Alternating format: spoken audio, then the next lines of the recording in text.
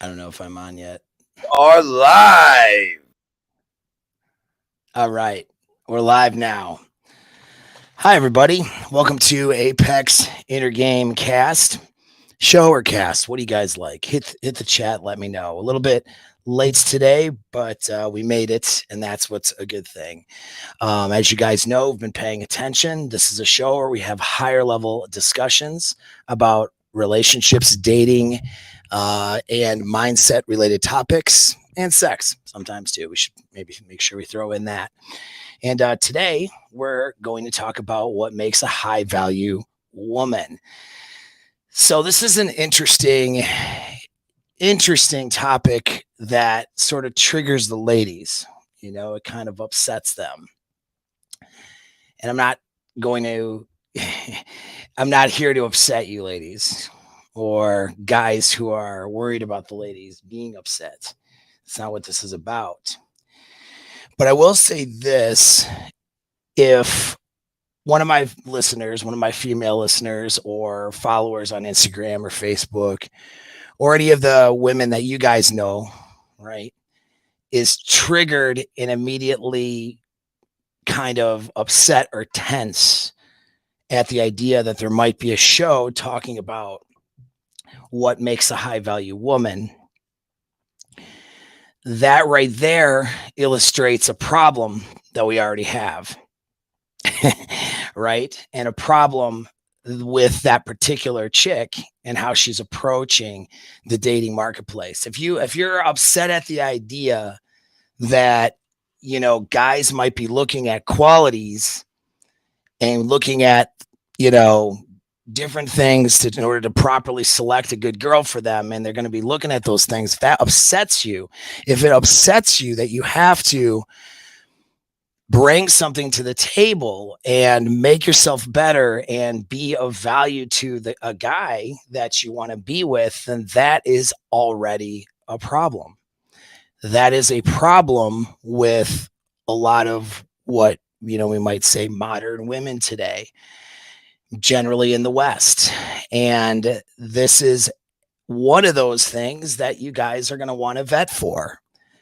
A girl should understand that nothing is entitled and nothing is given for free, right? And that you need to be a good partner.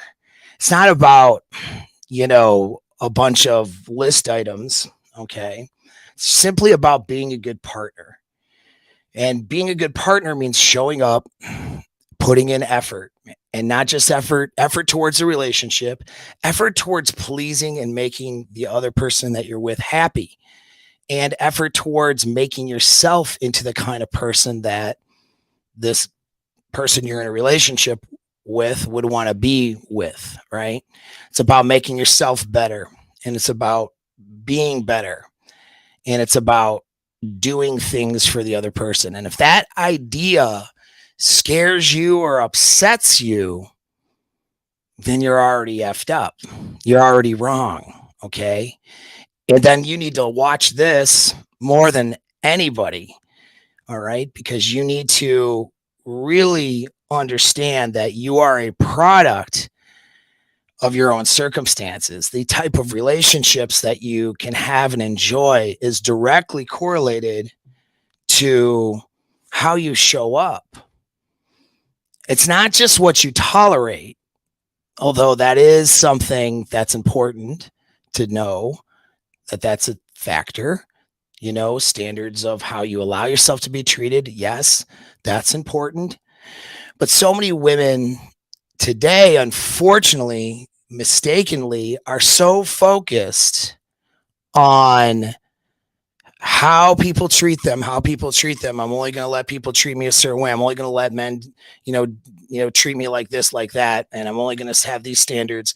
They're so focused on what the guy needs to be doing for them and how the guy needs to be showing up for them, that they're not asking themselves, am I showing up to be the kind of person that can attract that kind of man that I want to begin with?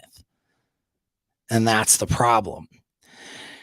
This is one of those shows that's good for women if they want to pay attention to it, but it's really good for you guys too.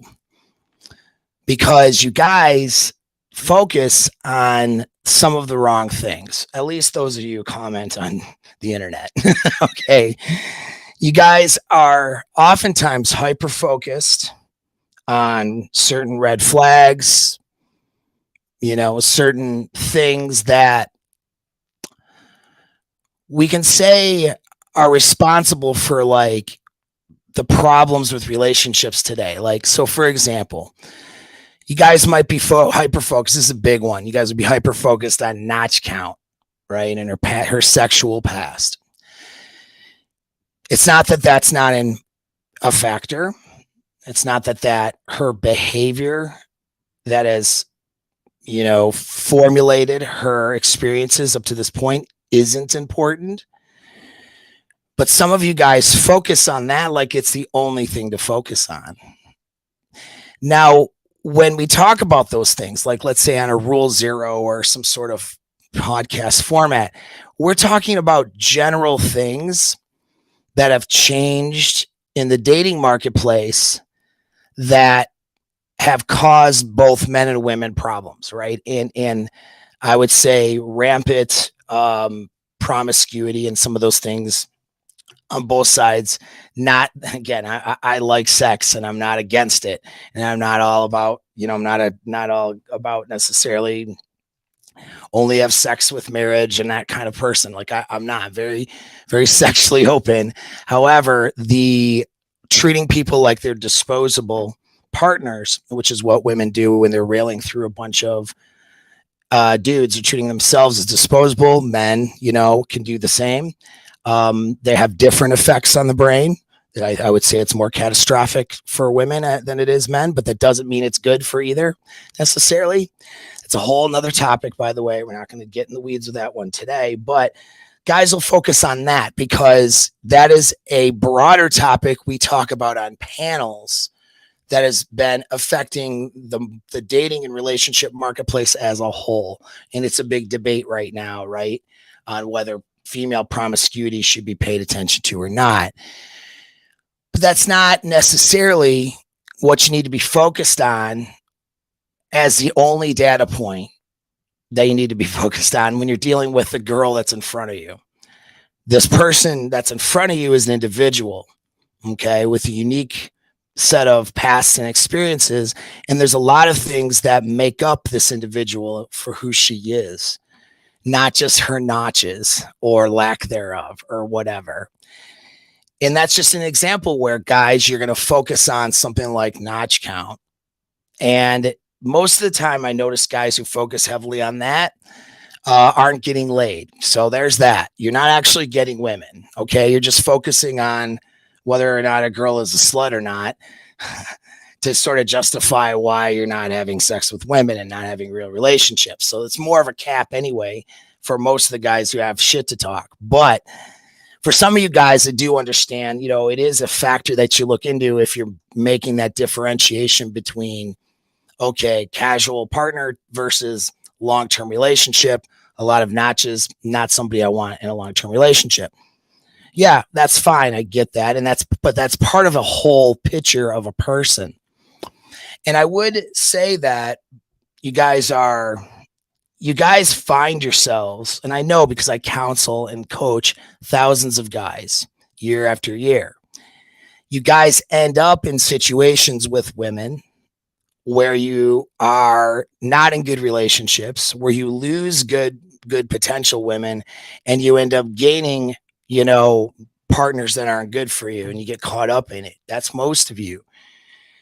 And that happens because you're not focused on the right things that you need to be focused on. Some of you guys lose good opportunities with good women, and you don't realize it. You don't realize the opportunity cost.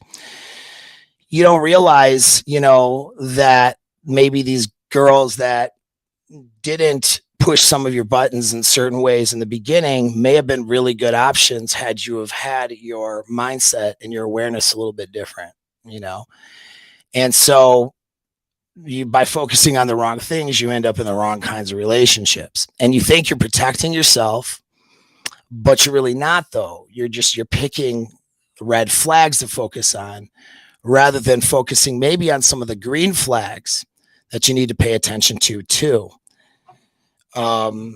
red flags are okay to notice. I mean, for sure. I'm not saying to ignore them. Remember, we're having higher level discussions here. That means that we're not binary thinkers. It's not either or. You think about red flags, sure, you notice them, but you also want to notice what's behind those things. Why is that red flag a thing? And then what's green flags about it? I'll give a great example because someone asked this question in my comments section recently. So hopefully you're watching the show, guy who asked. Maybe I'll try to find the comment and point you to the video. He asked about tattoos. Tattoos being a red flag. All right. And it's like, yeah, tattoos are a red flag on women. But that doesn't mean that she's a bad person. It just means that she's even a bad partner. She could be painted and be an awesome, like, potential partner, believe it or not. But we're talking, in generally speaking, a girl with a bunch of tattoos. There's a reason why she has those, and a lot of times the reasons for the body modification has to do with things that are maladaptive for long-term relationship success. But I know plenty of girls with tattoos who are great relationship partners. I'm thinking of one in my head right now. Really good. We consider her a really good friend of mine, and her I'll call him husband. I don't know if they're official married or not, or if they're just together. But whatever, they might as well be married. They're great. I really like these people. She's painted. She's got a few tattoos. She's not painted head to toe, but she's got some tattoos. Glad. See, I don't know if other people can see it, Glenn, but anyway, yeah. So it's fine, but when seeing somebody and you see a lot of body modifications, it's a flag. What does that mean? You ask yourself, why are these there? What's behind it? What's the story behind it? You get curious. You don't discount her yet. You get curious. I've also seen women. I'll give a great example, a great cautionary tale. Okay. It's funny because she's friends with the girl I just mentioned too, or was at one time, not anymore.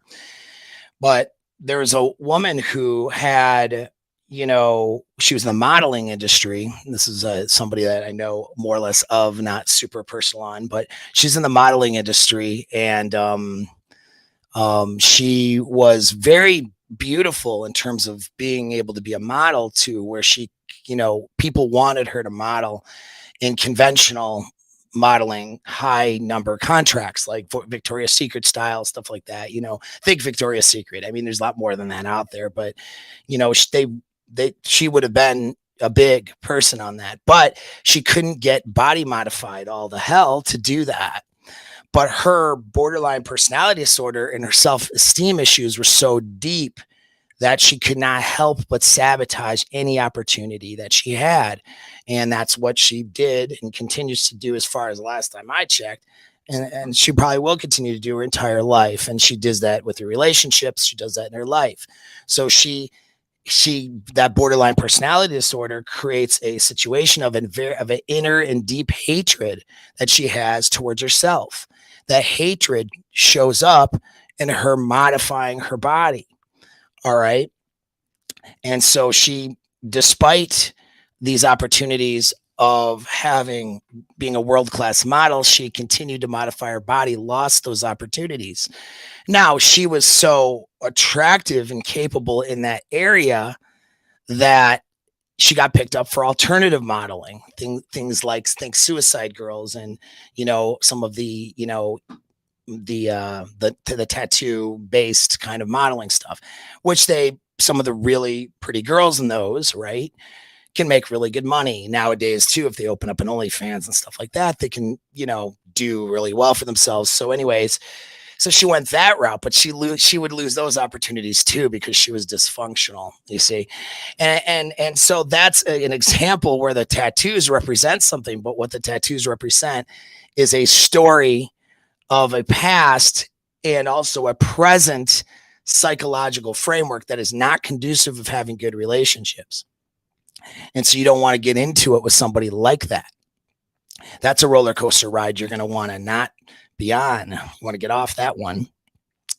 Whereas my other friend has some tattoos because she has her own personal reasons for it. And culturally, it's accepted. It's not like women are ashamed of her tattoos nowadays, right? And although I would prefer if my girl doesn't have any tattoos, so I prefer that. But I've had girls with tattoos that were fine, right? So they're fine. So you can't just look at these red flags and just judge a person based on that, you know? You have to look, and you can't just look at a past experience and judge them either, because what somebody was 5 years ago is not the same person as they are now. It's about what they've learned from that past. It's about what they've done with their mistakes. And have they improved themselves? Have they made themselves better? A person with a super clean past and it seems like they have no mistakes might is actually, in my opinion, a red flag, because everybody has mistakes, and things they've done and things they've experienced and so on. And so if they've not had any of those things, if it's truthful, then great. But then again, she might not have the resiliency to handle life's problems with you in the future. See, every little sign has maybe a pro and a con to it. You know what I mean? That's how you want to look at the red flags. But hyper focused on red flags is hyper focused on a negative bias. It's not a neutral mindset. When you guys are negatively biased on women, you're not going to do well with them. You can't have a mindset of thinking women are trash or whatever, and and then expect to do well with women in your life. Women are just people, and some people are trash and some people are great, and some people are trash and they make themselves better and become great. You know what I mean? And so you have to look at every individual for who they are, and that includes the women that are in your life. Now, if you want a better way of vetting and a better way of looking at stuff, and if women want to know what they need to do, then let's look at sexual market value, and let's look at what makes a high value woman. Let's look at the green flags. Let's look at the things that she brings to the table, not just the flags, because that's going to give you a full picture and really a better picture. But this isn't the same though as, she's pretty and she touches my junk, and so I'm going to justify that she's this person that she isn't, so I can be with her. That's not exactly what you want to be guilty of. You want to look at these things objectively, right? As much as you can. And so we're going to go over some of these things today. And for any women paying attention, this is what you need to pay attention to. Not all the shit on the internet, because there's truisms to it, but it's not entirely true. For example, like, you need to know how to cook. Some guys don't give a shit. Some guys are high value guys and they'll have somebody cook for you. Or he likes to cook, he doesn't care. And you could be a terrible cook and it could be just fine.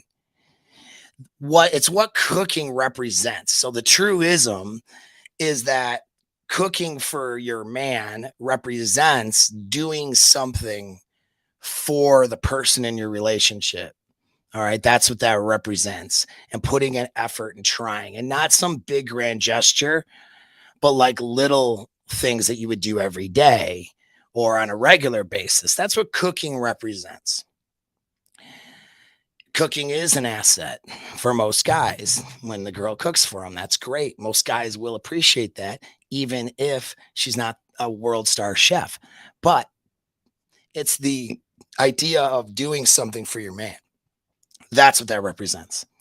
And so then, like, the Twitter sphere will get in a fight over it, whether that's important or not. Like, it's the act of cooking is not the make or break of relationship success, but being willing and happy, not just willing, but happy and excited to do something for the person you're with, that is a measure of success.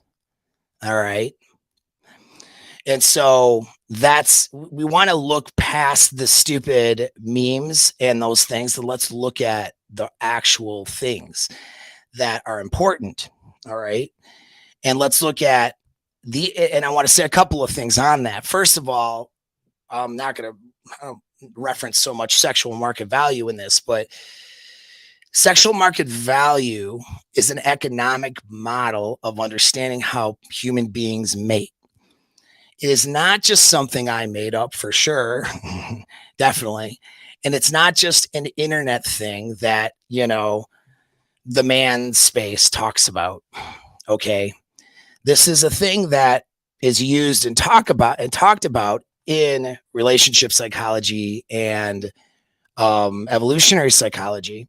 And the economic model of understanding how people mate is presented in evolutionary psychology. So, talking about someone being a 9 versus a 7 or something like that, that isn't, I mean, it's probably unscientific when we're just slinging words on the internet, but those ideas have a basis in scientific fact. All right. So there are people who are inherently a higher mate value than other people. That's a fact. And the higher mate value you make yourself, the more access you're going to have to other potential mates of higher value. That's a fact. Okay. But what matters is the connection and that personal relationship you have with that person that will allow you to sort of transcend the cold economics of the economic model in your own relationship.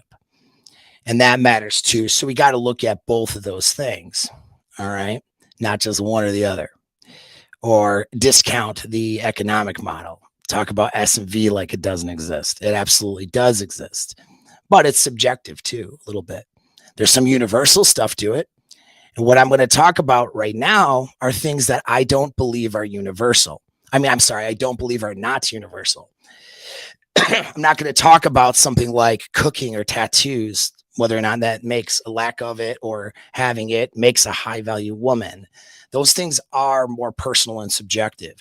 I'm going to talk about today actual universal categories that you need to look at because it's how your brain has evolved in terms of making mating selection, mating decisions. Your brain has an instinctual drive to mate, and it's evolved to make those decisions a certain way. And women make those decisions a certain way. And we study and talk about when we talk about what makes a high value man, it's not just it's being the kind of a guy that a woman would make the decision to want to be with, right? That's what we mean. And so when we say high value woman here, we're not talking about her value as a colleague at the university or at the hospital if she's like a doctor, right?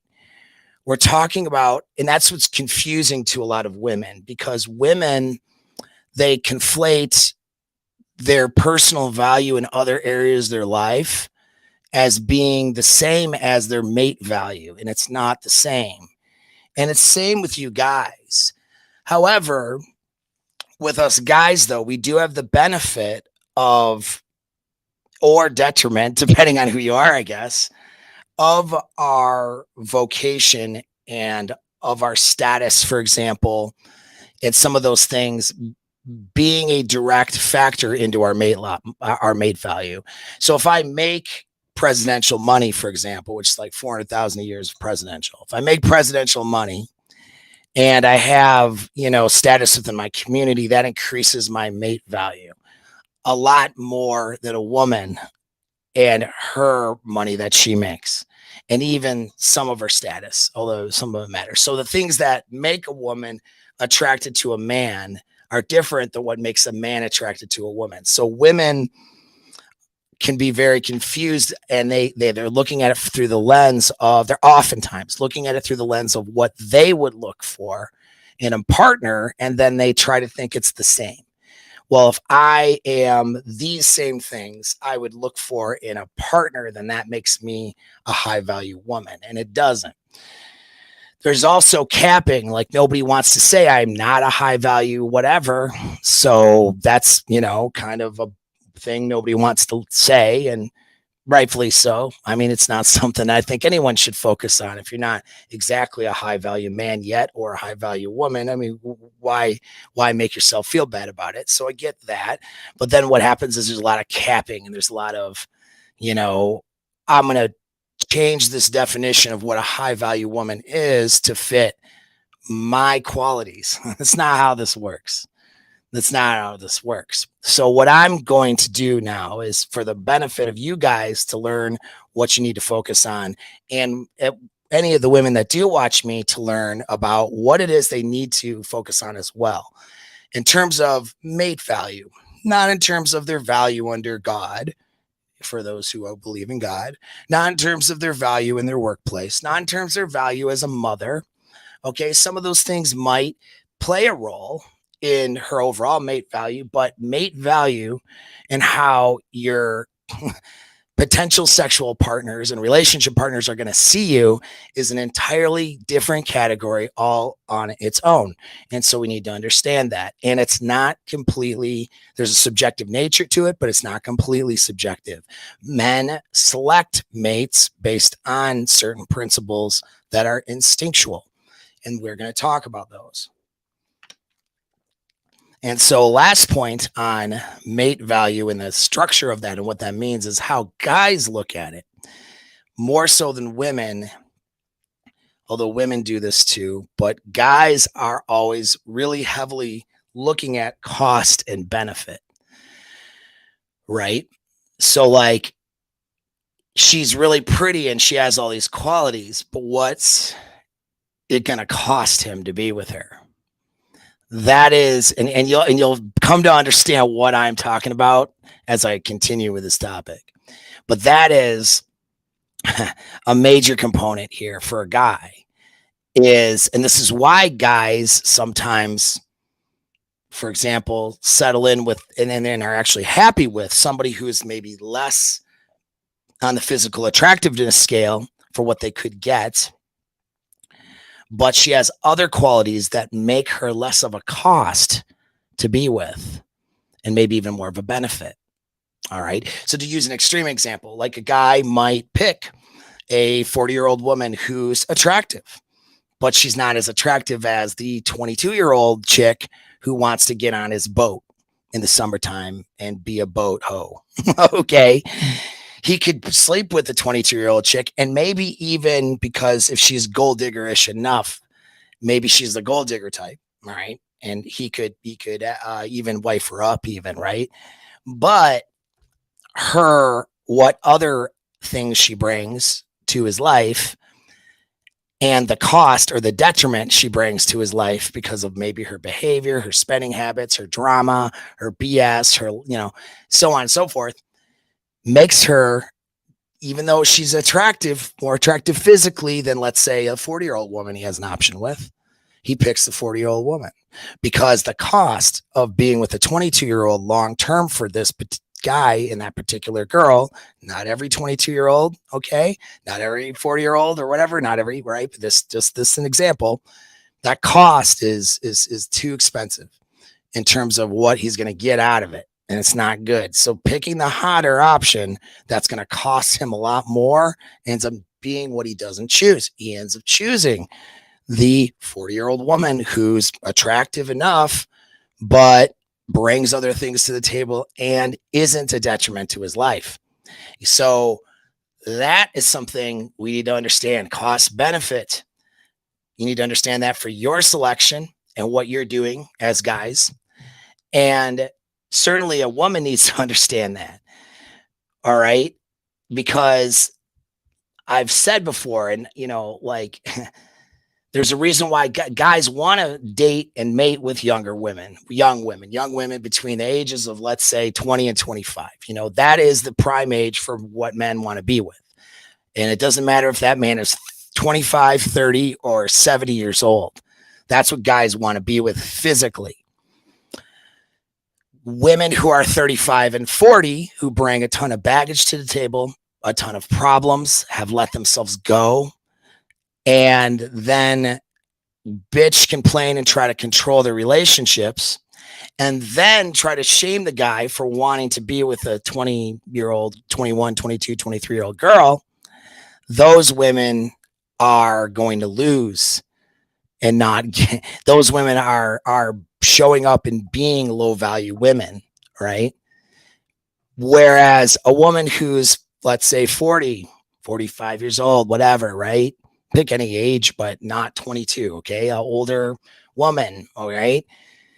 She may bring a lot more things to the table and a lot less problems to the table, so it doesn't cost the guy quite so much to be with that woman. And she could be pretty enough where she's as attractive as she can be for her age. She takes care of herself. She looks good. He's not embarrassed to have her on her on his arm, like he feels attracted to her sexually, like whatever. That's how that 40-year-old woman competes with the 22-year-old, not by shaming the guy. As soon as a girl goes to that, I know that she's not going to be worth it. If she's going to shame a dude for being attracted to younger, hotter, that I know she doesn't bring shit to the table that's going to make her compete with a younger, hotter woman, right? And that she dimes herself out as being lower value, when the girl is not worried about that and just worried about being a good partner and making a good connection with somebody, and understanding and knowing that she's hot enough to compete with that 22-year-old by just doing the work and the effort, because she brings other stuff to the table. There's plenty of dudes who would be happy to swoop that girl up. She won't stay single for all that long. And so that's the thing. There's a cost and there's a gain, right? And a benefit. And guys, whether you know it or not, men, you're weighing that cost and benefit all the time when you're with somebody. You're not pragmatic. Here's the difference between you and a chick, though, guys, is that you're not pragmatic when you do it. It's more idealistic, which means you look at her potential a lot. You look at what you want things to be like in the future a lot, but it's still a cost and kind of a benefit scenario, and it weighs into a lot of things. This is why I have a lot of guys who are in my coaching program and in my mastermind group. Well, I have a lot of guys who are, between 35 and 50 who date 20-year-olds, and the women in their 20s, and they're happy with that, but there are some costs involved with that. And then I have a lot of guys who say, I'm good. I'm happy with this 38-year-old woman I have, because I don't want the cost involved with that 22-year-old woman that I, went on a date with that one time, or this, that, and the other. You see what I'm saying? They don't explain it like that, but that is really what it is. They want to build a long-term relationship and partnership, and there's too much of a cost to deal with and too much of a risk as well. The part of that cost is your risk. A 22-year-old is going to change fundamentally who she is in a number of ways by the time she's 30, right? And so that is the risk, is that you meet, let's say a guy is dating a 22-year-old, you get serious with her, whatever, which I don't recommend that's ever your idea. I've done a video on that. But even more so, there's ways to do that, and she's not going to be ready till about mid-20s usually. But either way, you get into it with this girl. Well, if you would start investing like in her, like she's a life partner, especially if you start putting paperwork to it, like a marriage, cohabitation, kids, or whatever, the risk you're taking is she changes and is different in the next 5 to 7 years, because someone's changing a lot more rapidly in their 20s than they are in their 30s, 40s, 50s, right? And the risk is that she doesn't change with you and with your frame, okay? Which is why guys join my mastermind group. Situations like that, keeping frame for the long haul, is a skill set, but much more difficult for someone in their 20s. They could have ideas and they can make changes, and they could fundamentally change who they are, not be the same kind of a good partner by the time she's 28, 29 as she was when she was in her mid 20s or early 20s. And now you've just put all this time into building a long-term, lifestyle with somebody that now you just lose, right? And so that's a cost for men. So that's what we're looking at. Okay. But benefit, you were just with a hot chick in her prime, though, for that 5-year period it lasted. So there's a benefit, right? And so all of these things are not binary. They're cost benefits. And you have to ask yourself, what's the benefit I want? What cost am I willing to incur? And how can I most mitigate my costs and my risk while having the most benefit? That's back to the economic model. It takes you out of your emotions and you can look at things a bit objectively and use that objectivity when you select women. But you're doing this anyways all the time, and women need to understand that this is something that guys naturally are doing, whether they know it or not. And it's, again, not revolved around how do I feel right now. That's more, and how are things today right now. That's the pragmatic aspect, and also in more of an emotional one, strangely enough. And that's what women tend to do. Women tend to do is like, what's it like right now, right? Not to say that women don't invest in a guy's potential, but again, the right now and how things feel in the moment weighs more heavily in a woman's cost benefit analysis than a man's. Men get used to sacrificing their happiness, unfortunately, and so they'll sacrifice happiness short term, and that short term can become a year, 2 years, 5 years with some girl for some sort of long term potential. And then the guy is getting more and more emotionally invested as he continues to wait it out, and as he continues to suffer with this person who he's waiting and hoping can show up and be the right person for him, right? This is why it's important to understand this cost and benefit sort of analysis that you naturally are doing, whether you know it or not, to become aware of that cost benefit analysis you're doing and to be more intentional about it. You need to ask yourself before you spend 5 years with the wrong person, do I want to spend 5 years not doing okay, not being happy as I want to be today in hopes of a future? Or should I be dating instead? Should I keep her as a casual partner and maybe date other women and see if she can show up and not give my commitment away to somebody who's not ready yet? These are questions guys need to ask themselves when they are very aware of the cost benefit analysis that they're doing. If you're not aware of it, you're just sort of going with, who's pretty and smells nice, trying to measure up red flags, discounting the wrong women, accepting women you shouldn't accept, getting in stupid relationships you shouldn't be into. It's like there's a lot that happens when you have bad awareness of this. And women have a lot of complete obliviousness to how a guy is thinking if she is not aware of this cost benefit. A woman who, for example, a 35-year-old woman who's maybe got out of a bad relationship, maybe divorced, let herself go a little bit.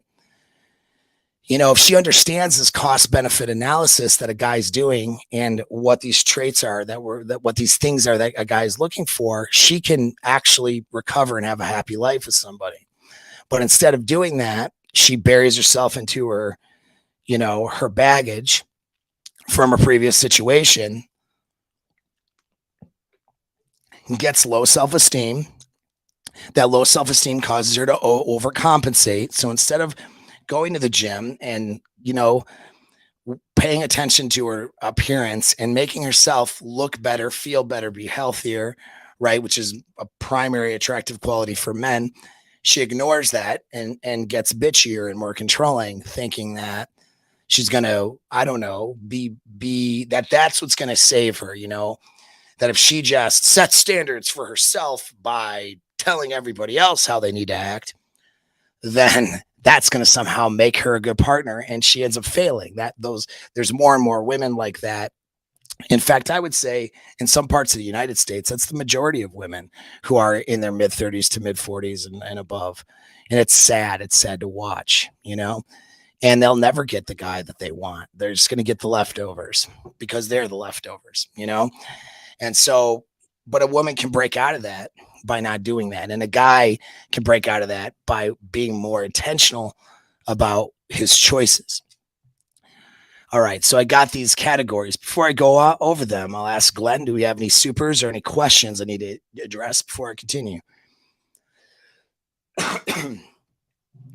Glenn. Got some questions. First, what is this about edibles and you giving edibles to MLD? I didn't give it. That was one of the questions. All right. That Oh my was gosh, we have Tyler an Flynn. insider. That was from Tyler Flynn. He's like, Paul, you gave MLD those edibles. I did not. MLD bought edibles and almost and didn't realize the potency of those edibles, and I was not with him for that. I'm not even a marijuana guy, so I know about it. I mean, know I about the get it. effects. Like edibles are the worst, bro. Edibles are the worst. Like Glenn, you can school us. You're the weed guy, not me. No, I am not. I just played a weed guy in a movie once. Okay, that doesn't make me a weed guy. Because I played it one time doesn't make it be a real thing. That's right. Well, you did a good job on that one, though. At least the clips I saw, Hey, yeah, anyway. That was good. I made it believable. But yeah, no, he had an issue with that. But yeah, you can't. There's reasons to not smoke or do excessive amounts of marijuana. It does not have a good effect on the brain, despite some of the therapeutic effects it can have for some people. Circumstantially, sometime most people are using the medicinal marijuana thing to get high, which I don't care what you do with your life, but just getting high a lot is making you feel good in the short term, oftentimes eroding your serotonin systems and your motivation systems for the long term. And that's not good. So you got it. Just like alcohol, you can't just drink all the time. You can't just smoke all the time. Not a good idea. That's my opinion. But anyway. Yep, that's right. Do it in moderation, people. Yeah. Anyways, moving on. We got a question from Jawad, which he asks, do you think that a high value woman, or do you think there's actually high value women here in the West? Yeah, 100%. Yeah. Okay. I think that there's definitely high value women. But the problem is they're probably not in your orbit, and you're probably not in their orbit. And so what you need to do is not just make yourself, a higher SMV, but I've talked about the three pillars of having good quality relationships in your life with women, and that's your sexual market value, but that's also your game, okay, your ability to socialize and talk and communicate with women, and also your opportunity. And so if you're hanging out in places and in areas and doing things where the women that are available are kind of trashy, then you're not having good opportunities. You know what I mean? You need to broaden those opportunities. Now, some guys go as far as geomaxing. They just get out of the West. That is an option. I'm not going to say it's not, but you can do it within, if there's enough of a population in just about any place in the United States, there are women there that are worthwhile. But you probably you could be coming, if you don't see it, it's because you're not in those places where they're at and they're not paying attention to you. So that's a game issue and maybe an SMV issue on your end, because they would pay attention to you more. And if you had the game to get in their orbit or to find them, right? Or it's a mindset issue. What I find a lot of times with guys, just a mindset issue, is that you've had bad experiences, and because you see some surface traits that allow women to fit in socially, these surface traits signal to you that they're a low quality, low value woman. And a lot of times they're just presenting surface traits because that's what's socially acceptable and that's what women are driven towards. But actually in it with them in a dating scenario, they can fall into your frame, and actually some of those surface traits they can lose pretty quick. They're doing it because their friends do it or because the environment does and it's acceptable. You know what I mean? And so you can't listen to really what they say. You got to look at what they do and how they treat you, how they act. You know what I mean? Like the medium is the message, right? 100%. Exactly. And exactly. I love that saying because it's good. It's good and it's true. The next question comes from John Thompson. He goes, tattoos may be a manifestation of trauma scars. Have they done the work to heal and recover? Right. And that's the whole question, right? I mean, that's what you have to look into, what those tattoos mean. But understanding too that women fall to what's socially acceptable. And so if they're in an environment where tattoos, they get a ton of accolades and social proof from tattoos. Everyone's going to tell a pretty girl that her tattoos are nice. And girls who are like, 6s can turn into a 7.5 in the minds of some guys just by inking themselves up.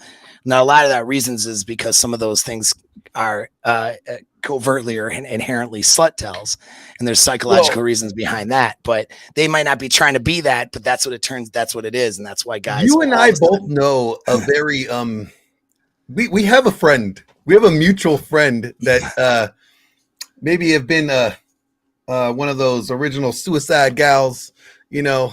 oh yeah Um, yeah we do yes um, and so so that's an exact I example mean, of I that. don't have a problem with girls with tattoos. I kind of, it's my thing. It's my thing. To each Right. their own, right? Yeah. And if now I would say a bigger problem is this though. If you're with somebody, let's say you're with a girl who's got maybe a small tattoo is hidden or maybe no tattoos, and then she's like, "I want to go get a tattoo," and you're Yeah, like, I like you without him. I don't want you with any more ink on your body. I think you're beautiful, and I don't want you to go do that. I like you without having the tattoo.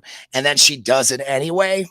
That's a more serious problem. That's a indicator that she's not in your frame and she doesn't really wants to be, you know. You just want muted. You muted yourself there, bro. she doesn't care what you think. Yes.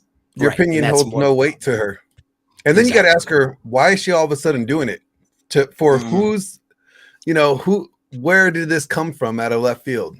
Right. And so that is a whole indicator of other problems, right? If Yeah. you're the guy she's supposed to be being attractive for, and then she's like, "Nah, I'm going to do this, and I don't care what you think," that's not good.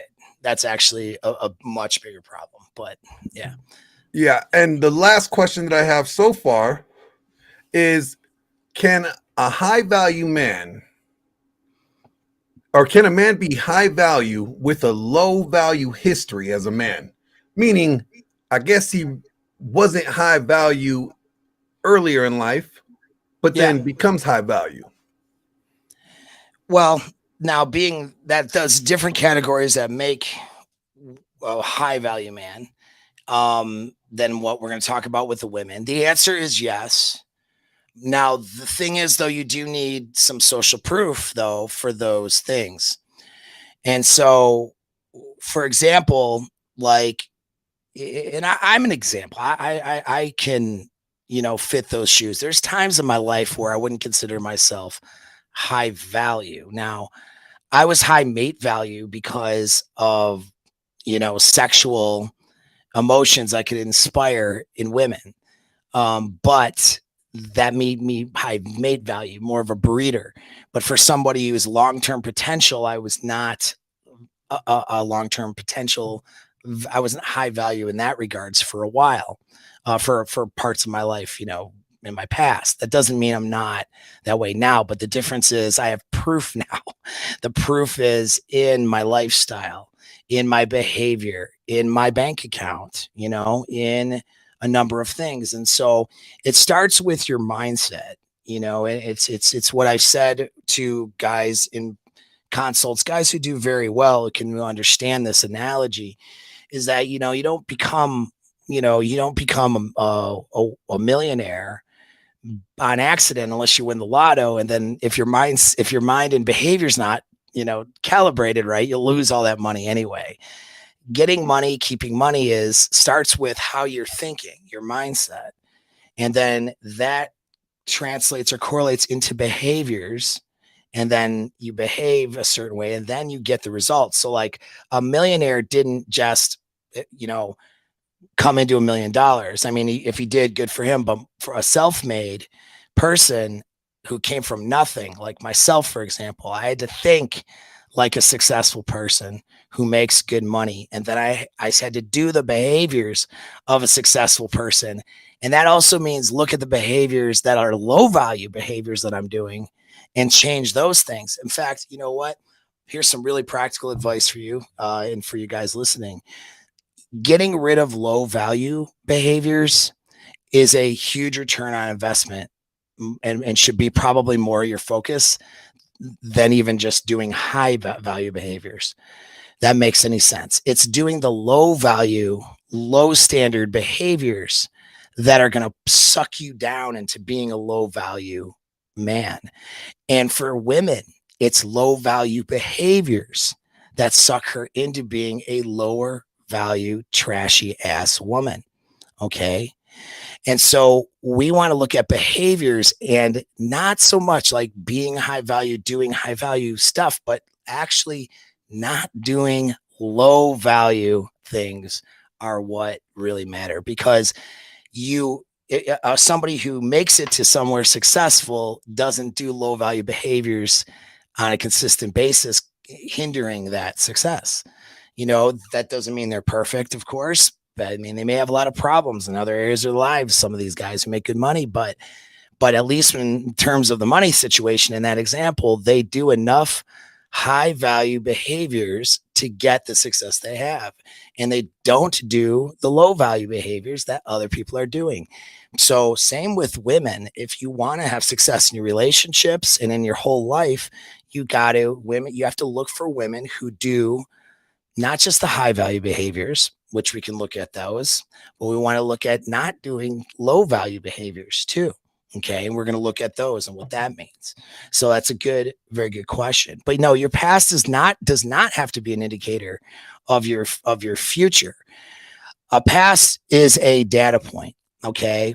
And data points make up data for predictions and statistics, but they're not deterministic on an individual's outcomes. Only a person's current behavior is going to determine their outcomes, not the past behavior that they had.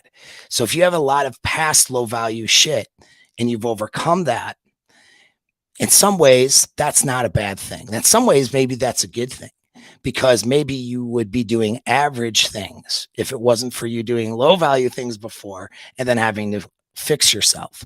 Sometimes the things that you are doing right now to try to be a higher value guy, sometimes you come to those things because you had to, you were forced. Okay. In other words, you were doing so shitty that you had to do a bunch of things to get yourself better. Whereas somebody who didn't have the struggles and didn't have their own bad behavior and was more or less average or above average, they don't have a push to do better than what they're doing necessarily. You see what I mean? Most people do average because there's not enough pain.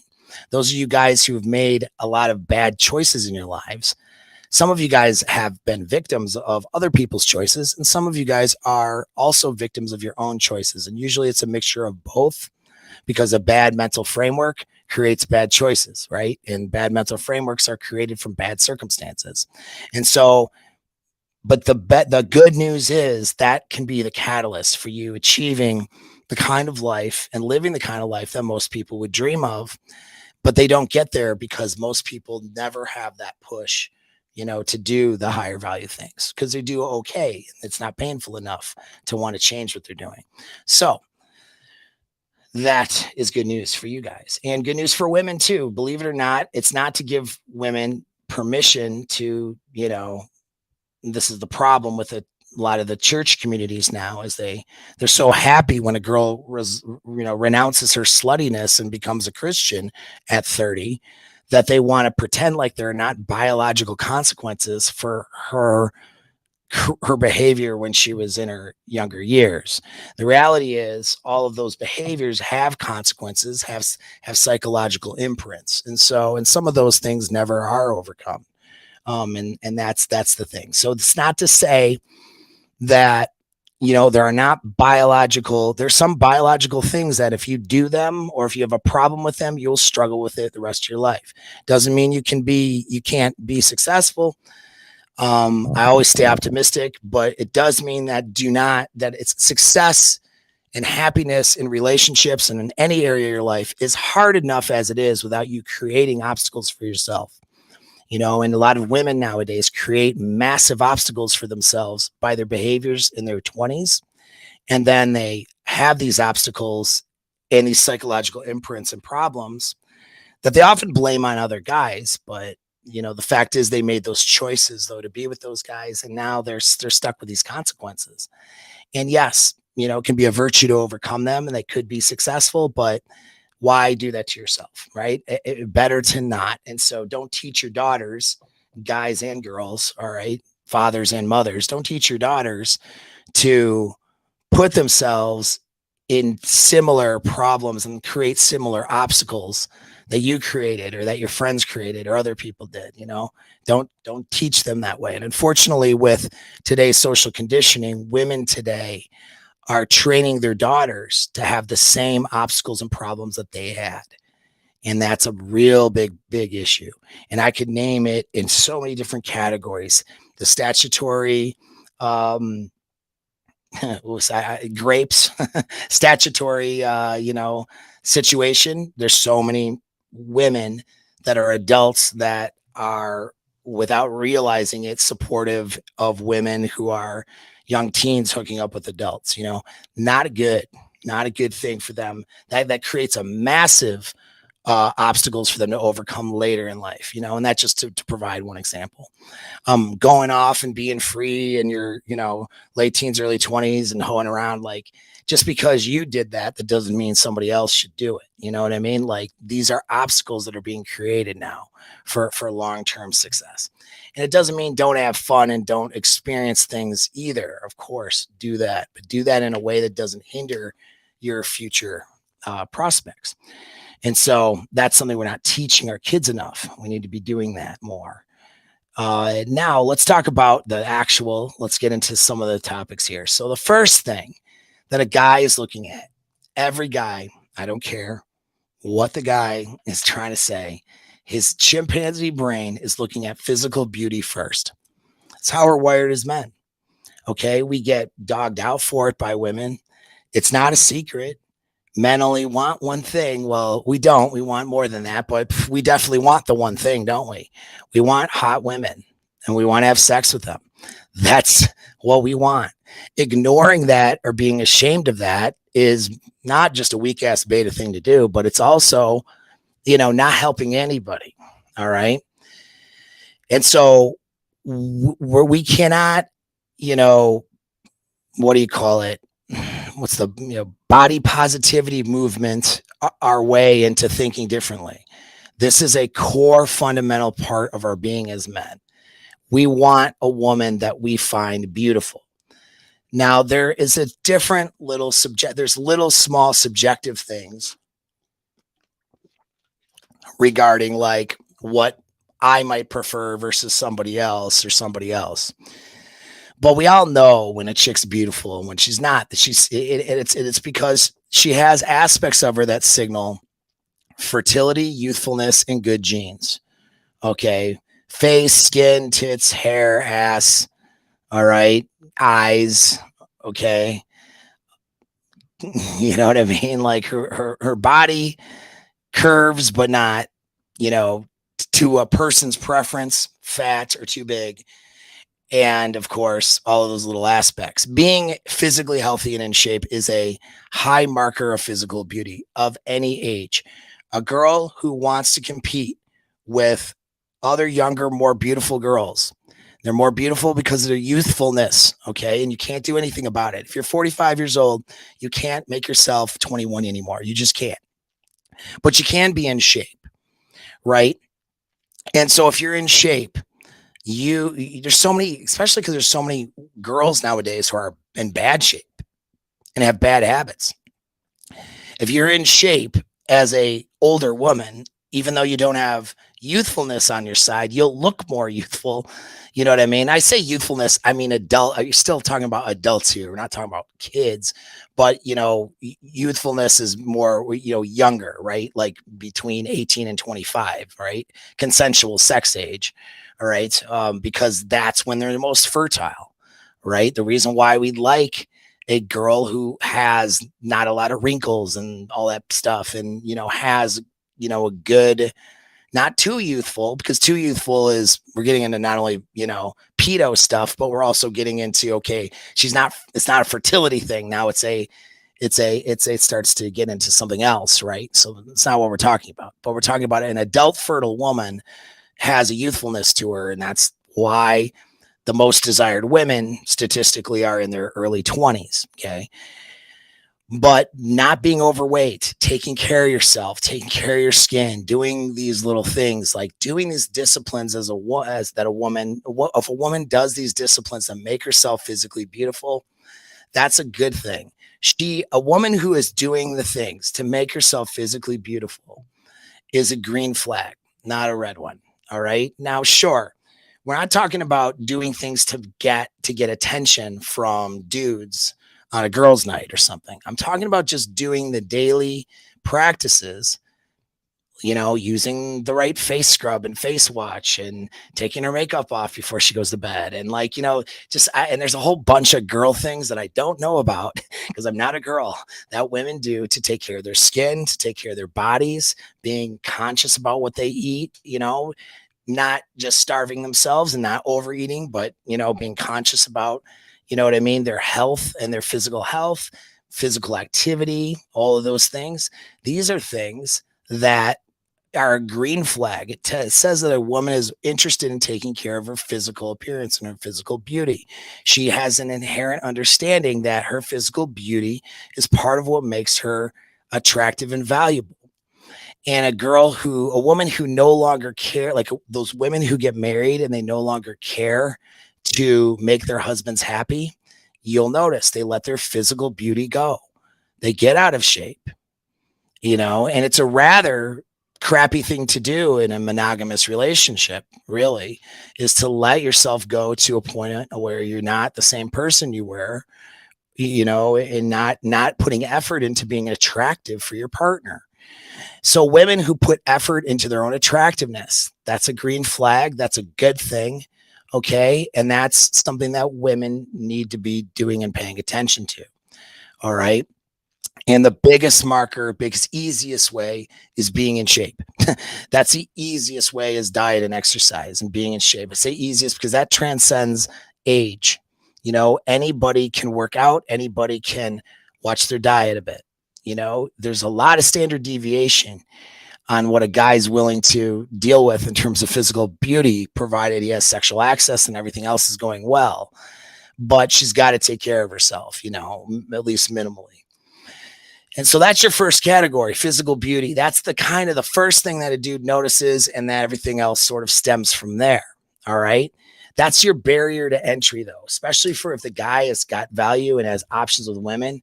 It's like being hot it's a prereq. It's not the only thing. Okay. And when we say high value woman, to understand, we're talking about not just a guy who wants to sleep with the girl, but we're talking about a guy who wants to keep the girl because she's valuable.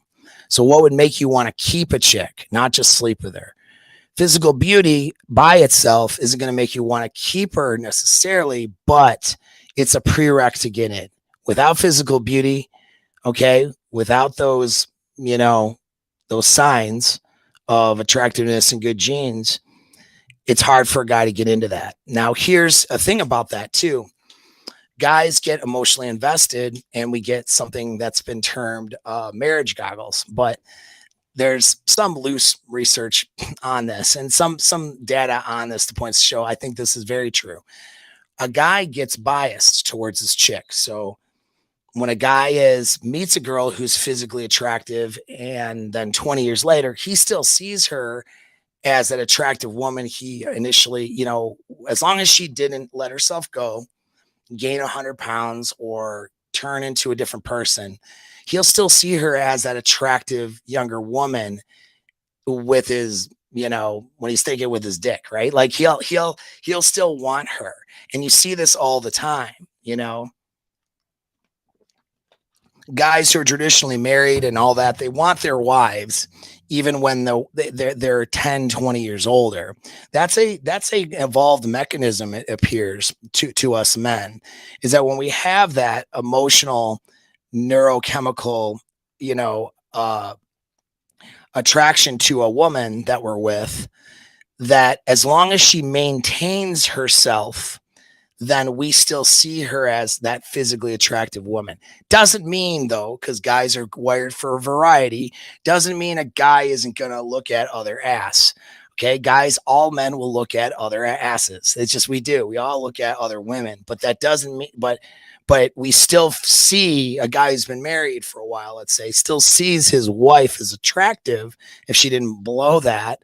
despite the fact that there's other women around. This protects a woman. This is why it's good for a woman to match with a guy in her 20s and stick with the same guy, provide hopefully she made a good choice, and stick that relationship out, because when they're in their 40s and 50s, that guy will still see her as that attractive option as long as she took care of her physical beauty. Now, and treats them a certain way. Now, where women really screw themselves is they get in with a guy and they get entitled and they get in their mental headspace somewhere off in outer space, and they stop making themselves, they stop caring. So complacency kills. Guys being complacent kills relationships, right? But women being complacent kills relationships too. Usually it's because the guy doesn't have frame, but that's another thing. But point is, women really screw themselves, because if that woman like cheats on this guy, right, and gets caught, or that woman treats this guy like crap enough, or that woman gains 100 pounds, now he basically had those marriage goggles that made him see her as that beautiful option. Those marriage goggles got slapped right off of his face. And now he doesn't see her. He sees her how she is now. And there's no getting that back. You got to start over. You know what I mean? And that's where a woman can really have consequences that are unfixable in her marriage and in her relationship. Is that she meets a guy in her 20s, and then the relationship is not going well. She's not, interested in doing anything for him to be a compliment to his life. Doesn't give him, it's a sexless marriage, doesn't give him sexual access, gains a bunch of weight, all these things that classically happen in a lot of bad marriages.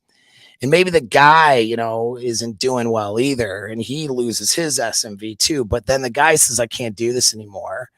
In his 40s, let's say, he makes himself better and that girl stays the same. Tell you what, he won't see that wife like with those marriage goggles anymore. She basically slapped those goggles off his face by showing up and being a crappier and shittier partner. And also by not taking care of her physical beauty. She can decline with age and have age related decline, but still take care of herself and have her man see her like an attractive option. She says, because the act of not taking care of your physical beauty, not, going to the gym and eating right, for example, the act of not doing that doesn't just say what she thinks about herself. It says what she thinks about a relationship and her guy as well. Guys should rightfully interpret it like she doesn't see, doesn't have enough gratitude for the man and the relationship she has to want to look hot for him. And that's a problem. And that's a big turnoff for a guy. And that will make a guy cheat or go south in that relationship very quickly. So pay attention to women who pay attention to their physical beauty and how they care for their physical beauty and what their mental framework is. Or they use it because some will have the mental framework to just use it as leverage against men or, whatever. That's not a good framework, because in a long-term scenario where she no longer needs her physical beauty to leverage against men, she'll let herself go. What's the point then, right? Is she doing physical beauty because it's part of who she is, her identity as a woman, her pride, her confidence, and also part of what she would do to continue to keep the man that she's with happy? That's what you want to look for. There's your green flags. Let's look into part 2 now. The next trait of a high quality woman is her sexual motivation and loyalty. Okay, so how frequently does she want sex, and what is her level of sexual intensity with you or her partner? And is that intensity and frequency and that want, is that a general need and how she is, or is that something she has for you that she didn't have for all the dudes that she's ever been with, right? And that's important. All right, so guy wants her to be hot, and he wants to have the sexual access. He wants to have desiring sex from her, right? He wants to be able to get frequent sex, and he wants to have the sex that he wants, which is her being excited to be there. All right. And being interested and intense and wanting to explore that sexual intensity. Now, there's a lot of that you as a man need to do, right, in order to create that for her. All right. So this is not a one-way street on her end. You both need to do it, and you need to create this. All right.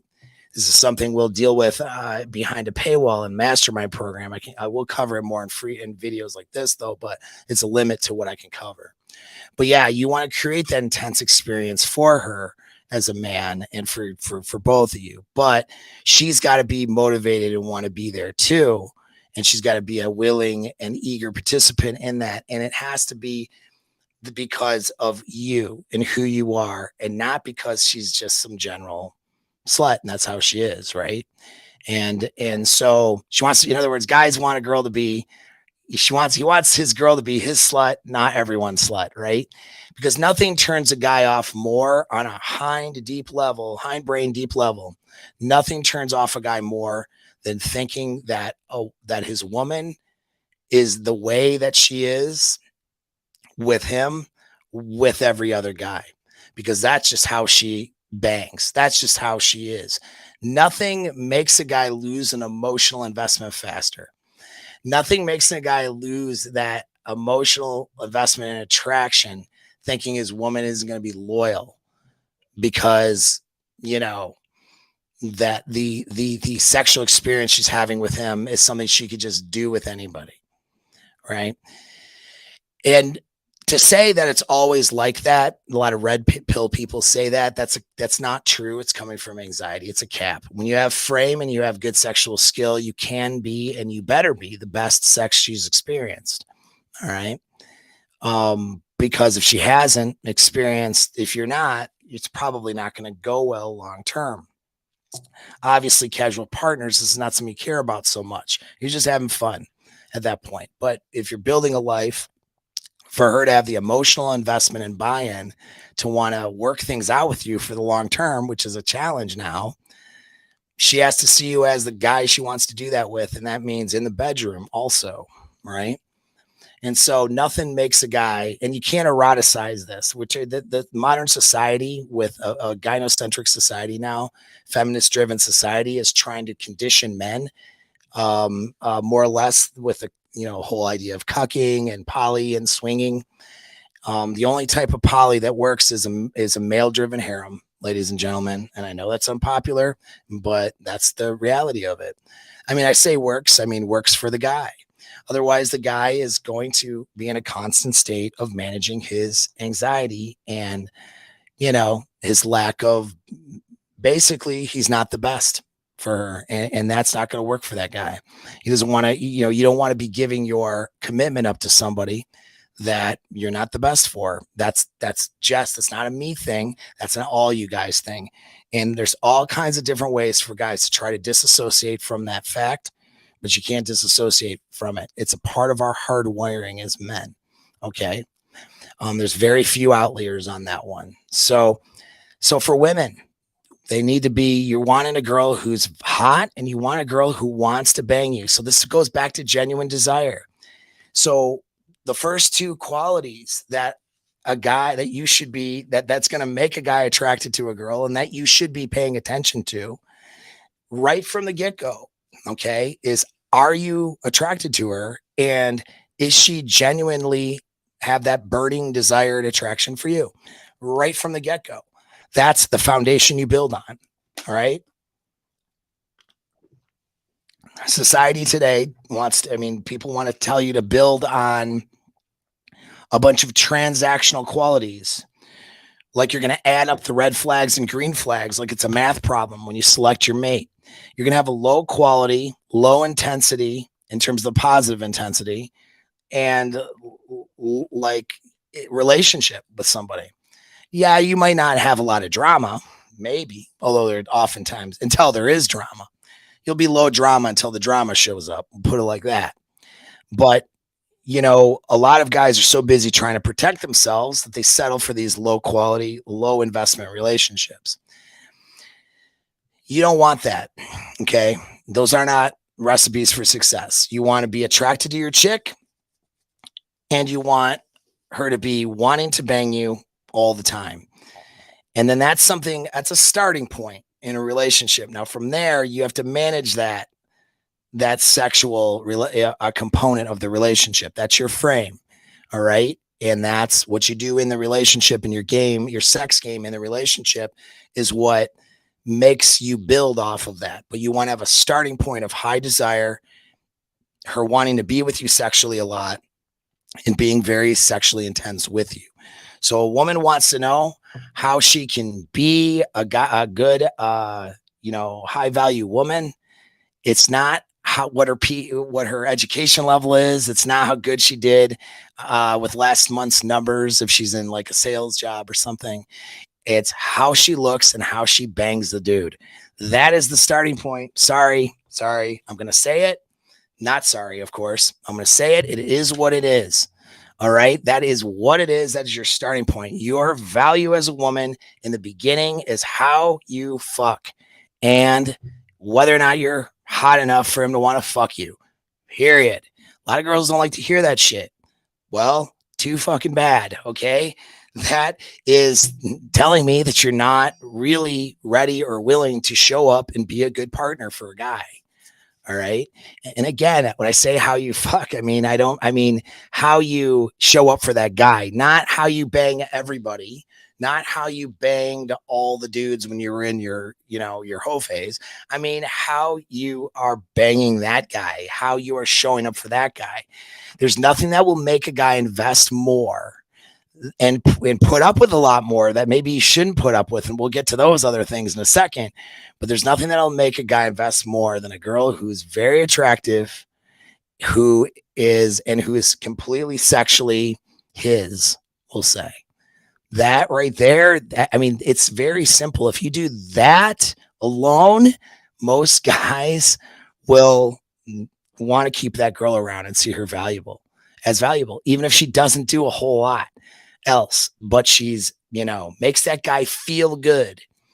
I've had women that I've talked to in my family and in my clients. I've had female clients who are older. They mad because they're like, my girlfriend, she's such a bimbo and she doesn't do anything, but she always has some guy wanting to take care of her. Yeah, because that bimbo friend of yours knows how to fuck and knows how to look good. And there's plenty of dudes who will line up for that shit.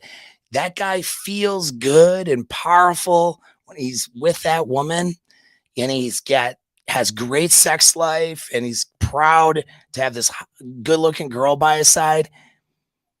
He will take that over a woman who can, mow your lawn, do some rough carpentry, make some money on the side, like, cook a great dinner. Like a woman who is so capable in all these things, a guy will not go for that girl because other girl's hot and makes him feel good. Whereas the capable one doesn't know how to make him feel good. And in fact, might even make him feel bad because she wants to compete with him for how capable she is. Right there is a recipe for women getting dumped, right? Is making your dude feel bad because you're good at this thing or that thing and trying to emasculate him. You know what I mean? And then not being as pretty as you can be and not, being as enthusiastic sexually as you should be. Like that right there is a recipe for disaster. And I hope you guys, I am urging you guys, don't pick that chick. All right. It's not the only thing, but her being invested in her own beauty for the right reasons and her being sexually motivated to be with you and how she shows up in the bedroom and how she makes you feel, that should be number one right there. That's your number one thing. Everything else comes now after that. All right. You could pick up, the waitress, the hairdresser, the flight attendant, who's that person and who's willing to then meet the other standards, which I'm going to get into, have a great life. All right. Versus meeting the strong, independent woman who, does TED Talks or something, right? I mean, not to say that that woman's a bad woman, but if that woman shows up and doesn't care about her physical beauty necessarily and doesn't have that desire for you, that sexual motivation, and then she's not really making you feel good necessarily to be with, you're not going to be happy with that one. And a lot of guys know this, but a lot of women don't understand this. They think that they can show up and not make their dude feel happy and not cover the number one thing a dude's going to want, which is a hot girl and sexual access. They think they can not cover that, be everything else, and somehow compete and make up for it. You're not going to compete. You're out already.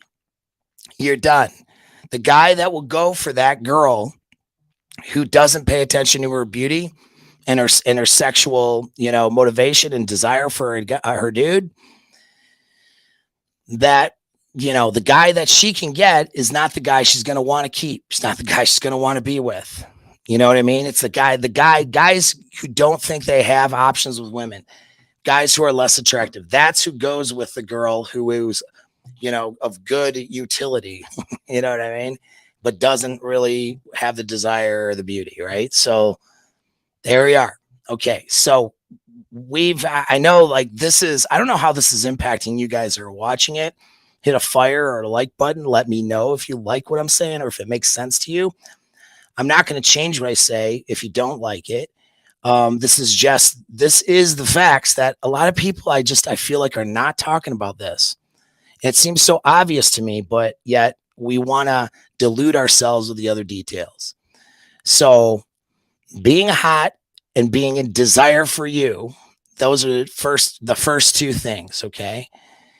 Now the rest of this has to do with, I'll get to the biggest thing. Actually, there's something bigger than that though. That is the make or break. That's just the prerequisite. You as a dude watching my channel, and especially if you guys are in any of my products or any of my coaching groups, you guys need to have the first two covered. That should be a no-brainer. That's your prereq. Now let's get into the rest of it. And the last thing, so if you make it to the end of this, is the most important one, actually. All right. So number 3 is emotional match. So you want her to be hot. If she doesn't desire you and she's super hot, but her desire is lukewarm, it doesn't matter how hot she is, right? So she want her to have maximum desire for you, and see you as her best option mating wise. So that's what we cover. Now, what's an emotional match? So an emotional match is, being, emotional match. I went one ahead. We'll talk about emotional match in a second. That's not actually the one I want to get into. I know I can get an emotional match. Doesn't matter. It's not really particular order. So absent of sexual desire and absent of beauty, those are the prerequisites. How much do you like this girl? Right? Is she a good match for you? Like to hang out? Because there's times you're not going to be banging. Is she fun to be around? Does she have your sense of humor's match? Or does it seem like you're from different worlds and you don't have any good conversations together? So like that's a thing, right? You want to be able to enjoy your partner beyond the bedroom and the arm candy and beyond the sexual tension. That should always be there, but you want to have, good times. You want to be able to enjoy a road trip. You want to have a girlfriend you can enjoy a road trip with. You want to have a girlfriend you could enjoy traveling with because she's happy, pleasant, shows up, and is, and we'll talk about more of these traits in the next one I'll cover, but she's just a good match for you. You know what I mean? And so that's something that you want to look at. Do you have fun with this chick? And I know it sounds like maybe a trivial thing, but it's really not, right? Because all of the things that you're trying to look at, transactional items as well as red flags, green flags, do you like this broad at all? Like, do you have fun? If you don't have fun with women and you don't have fun at all, then that's a you problem. you don't have the ability to connect with another person. You don't have gratitude. You don't have, you are not working those muscles of making, genuine human connections with other people. That's a you problem. That's not an alpha thing. That is a emotionally disabled thing. All right. That is a, that is a maladaptive thing. That's a psychologically broken thing. Okay, that's you if you don't have good time with women. And it always amazes me the amount of dudes will show up in a chat or show up somewhere, even on a live show, talking about how they can't have fun with women. I enjoy having women around. I enjoy the feminine energy. You know what I mean? To contrast my energy. I love it, and I enjoy a good girlfriend that, I have a good girlfriend that I enjoy. I enjoy the time I spend with her. I have fun with her. Having fun with her supersedes a lot of shit, supersedes a lot of drama. You know what I mean? When you can actually just enjoy each other. And you should be spending time every day, if not at least every week, just enjoying each other and enjoying each other's company. And that's the whole, like, I mean, some people be like, I married my best friend. Well, you need to be marrying your best friend that also, bangs you, that she needs to think that way, but also think Andy also bangs me like no one else could. It's both, but the best friend thing, that is a real thing, having that emotional connection and being a good match for each other. Match. Okay. Personality match doesn't mean you're the same. Maybe same values, but you could be an introvert and she could be a little more extroverted or vice versa. Like that, those sorts of things don't matter. It's just that you guys fit well together and you enjoy each other. That's the thing. And so I won't belabor that point too much, but what happens is, though, a lot of women don't they don't act like a person who would be somebody you would want to travel with. So my women who are watching this, right? Ask yourself, what would make me a good emotional match to a guy? What would make me fun to be around? If I'm triggered by every joke, for example, because I'm so, I don't know, woke or sensitive or whatever, is that fun to be around? That's not fun. That's like fucking bullshit. That's one thing I won't put up with. Girls who are not carefree and can't like laugh at some of the stupid things that are out there. If you're going to take everything so seriously, it's not fun for me. Right. And so women who show up that way, they're not thinking about how unpleasant they are to other people. Some women, especially unfortunately today, don't realize how unpleasant they are and how unfun they are, how vapid and aloof and uninteresting they are, and that's a problem. And so a woman's social skills, this is what a woman needs to develop: social skills and a good positive mindset that isn't entitled and that has gratitude for the simplest things. Having some gratitude just for the simplest things is a hugely attractive trait, and it makes you fun to be around. Girls that are fun to be around, okay, not just because they're hot, not just because of sexual attraction and desire, but just because they're freaking fun, that will take a girl really far. And that will supersede a lot of things. That will make a girl a good partner. When a guy has fun with his partner and has good times, like, he'll stick around through a lot of things maybe he shouldn't. Now, of course, you want to fix the things, but that you should fix. But this is an important component, and for you guys, if she's not somebody you can have fun with, she's probably not going to be in your frame very much either. You know what I mean? Because if she doesn't like you, she's probably not going to be in your frame. She needs to at least like you. Now, there's times where she's not going to like you. She's going to be mad at you, frustrated, and all that, and that's fine. All right. But most of the time, you guys should enjoy each other. And if you don't, that's probably not a good thing. And you shouldn't put your LTR on it. And for your women out there, you need to show up and be the kind of person. If you're a bunch of drama all the time and you're always in a mood and always all over, you're not fun to be around. That's not fun. If you are the kind of person that you can't travel with because you're so high maintenance and everything's a fucking struggle, that's not fun. You see what I mean? And so work on being somebody who's more carefree and fun so you can be a good emotional match for a guy. And guys, you need to pick that and vet out for that, which leads me to a really important one, which is femininity. Femininity, and a lot of women, you ask them what that means, they can't give you a definition even of what that means. Okay. Which just tells you our state of where we're at right now. There's a lot of power in femininity. And unfortunately, a gynocentric feminist society is actually disrespectful to women.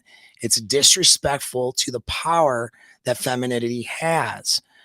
What makes a girl have power in her relationships, in a good power balance and a good power dynamic, right, between a man and woman, is femininity. All right. When women try to compete with a man by showing up as their best masculine self, because they've been trained to think that being a better version of a man is what makes them valuable as a woman, they've not, these women have been lied to. And that what ends up, the net result is, number one, they're unattractive. Their behavior is unattractive. That's number one.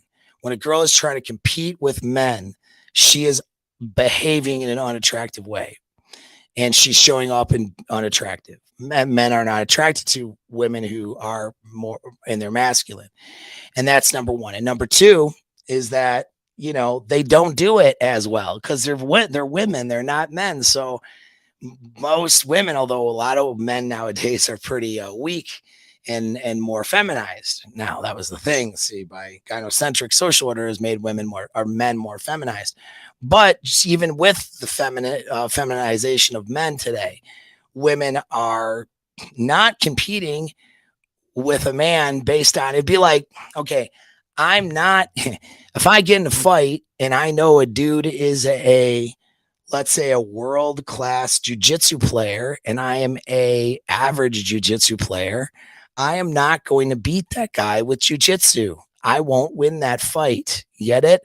Maybe I beat him by punching him a lot more, or maybe I beat him because it's a real fight, not in the ring. Maybe I say real fight, but you know what I mean. If it's a something on the street rather than the ring, maybe I beat him with a weapon. Like there's other ways that you win, because you're not going to win by, you're not going to have power over that guy by bringing mediocre skills and the thing that he's an expert in. And anyways, hopefully that analogy makes sense, but you get what I'm saying. It's like women are not going to compete with men on being a man and do well and have any kind of value. Her value is really, and her power is in her femininity. And what do I mean by that? So people are asking, what do you mean by femininity, right? Because literally it's sad, but we all don't know, right? You don't know. Women don't know what that means.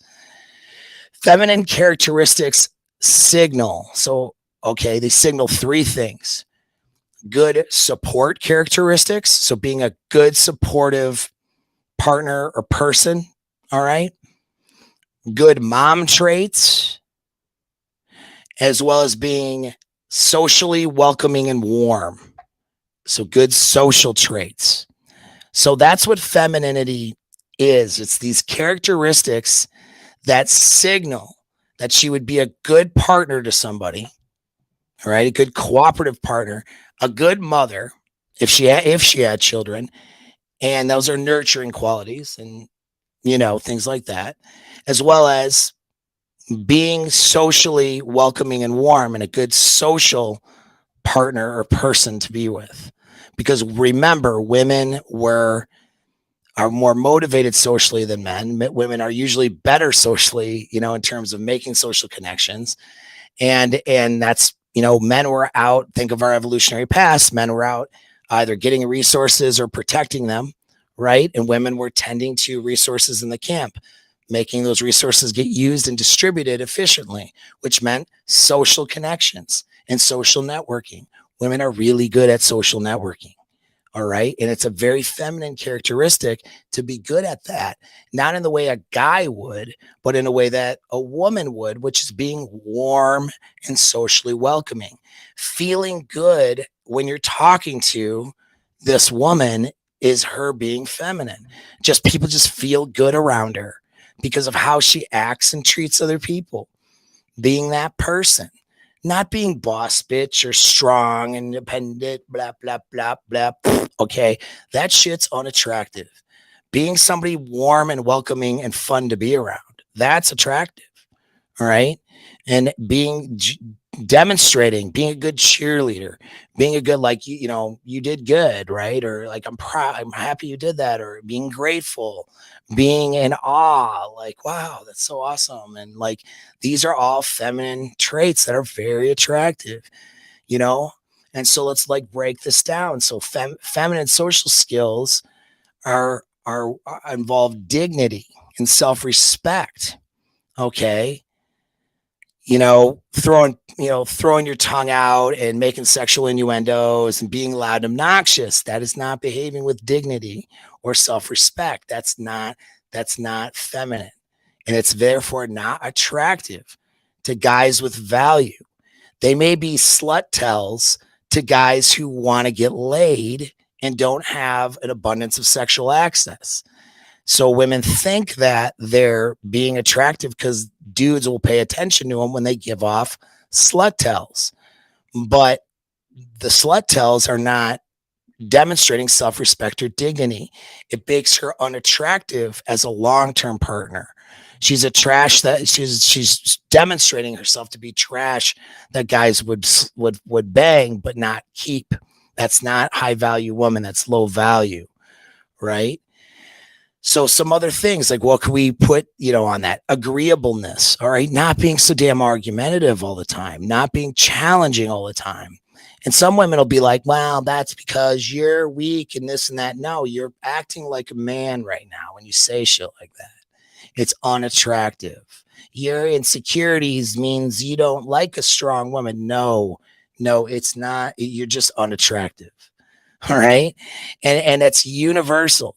Guys universally find that shit unattractive. The only ones that don't are guys who don't get laid, guys without sexual access, guys who are constantly trying to get vagina are going to placate to these women who act without dignity and with poor social skills. And they'll placate to these women who act less agreeable, right?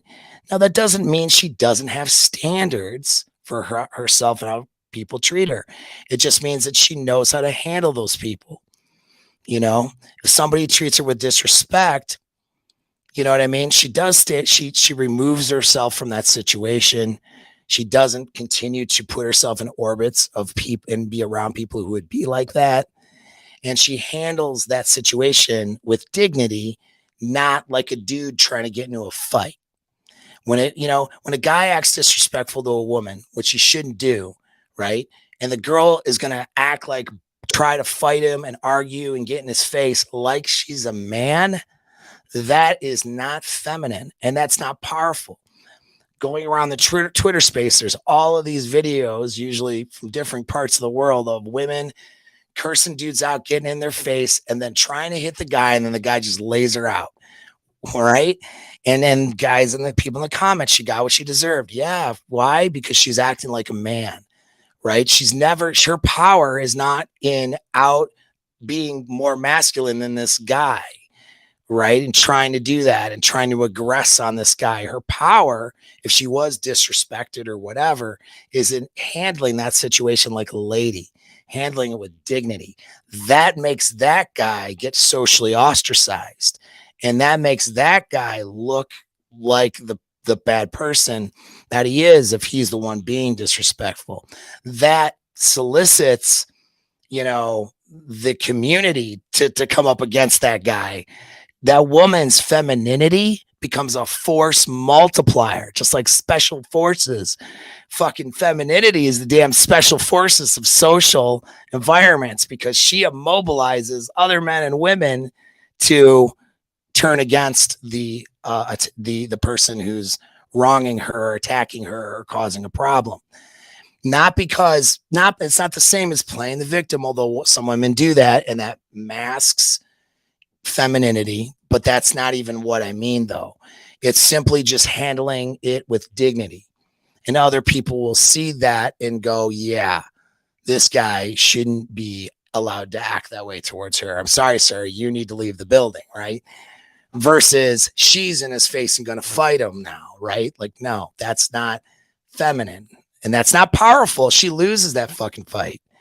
You know what I mean? And nobody finds that attractive except for dudes but dudes will bang her anyway. She doesn't know it. But certainly a high value guy is going to see that woman as low value. If I catch a woman on camera starting to fight and bit this and being all bitchy, you know, I've been with women like that. It's miserable. I won't ever do that again. I won't ever be with somebody who acts like that, tries to act like they have a penis and fight like they have a penis. It's just, it's not because I'm insecure. It's just because it's unattractive. It's unbecoming of a woman. And so these are things you want to look at this shit. Cause a lot of you guys are like, you're not even looking at this stuff, man. You're just out there, you know, trying to game these girls, but you don't even look at whether or not she treats herself with dignity and respect, because that is a sign of femininity. High in submissiveness and vulnerability, being able to be vulnerable to you, being submissive. Okay, that's an attractive thing, an attractive quality. Being emotionally positive and free. Okay, that's both feminine and attractive. That's attractive feminine. Being emotionally erratic is feminine, but not attractive. So high value woman traits would be emotionally positive and free. Okay, emotionally erratic and drama and all over the place. That is definitely feminine, which on the surface can seem attractive to guys who are starving to have a feminine woman in their lives. But that shit, you know, is ends up being low value, low quality. All right.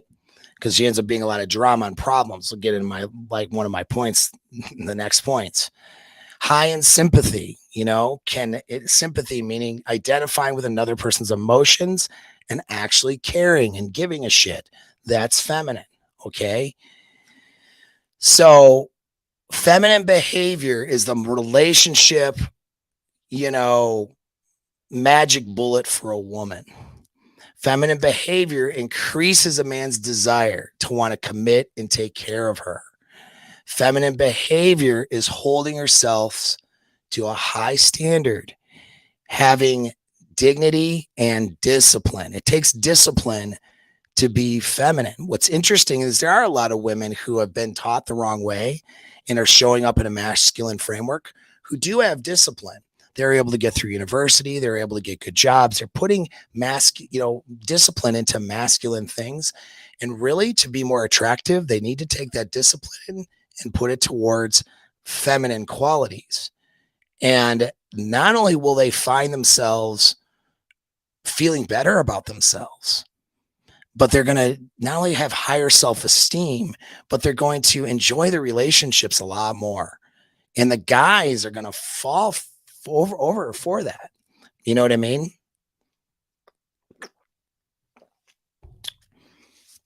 I drink like a gorilla trying to just like throw water on myself. But yeah, so that is a major component, you know, for this is a major quality. So being hot, being sexual with your partner and sexual desire, being DTF, but for your dude and not just for everybody. Those two things are really important. All right. Being cool and fun and having a good match, being a good, you know, emotional match is another one. But the silver bullet for a woman is femininity. If she can bring, you know, these feminine traits to the relationship, she will have a lot of power in that relationship. A guy's willing and happy to do things for her when she brings that there. And all of the things of utility, which I'll get into in a minute, which is my next one, happen because she's taking care of her partner. Being a good caretaker is part of being feminine. All right. And so now we get into utility. All right. And so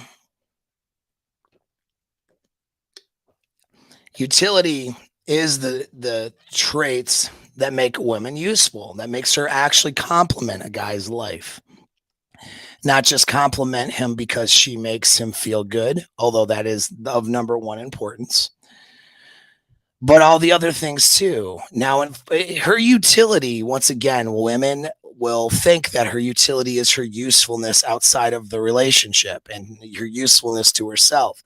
And it's not. Like, again, her good job or her accomplishments or whatever doesn't matter for the guy.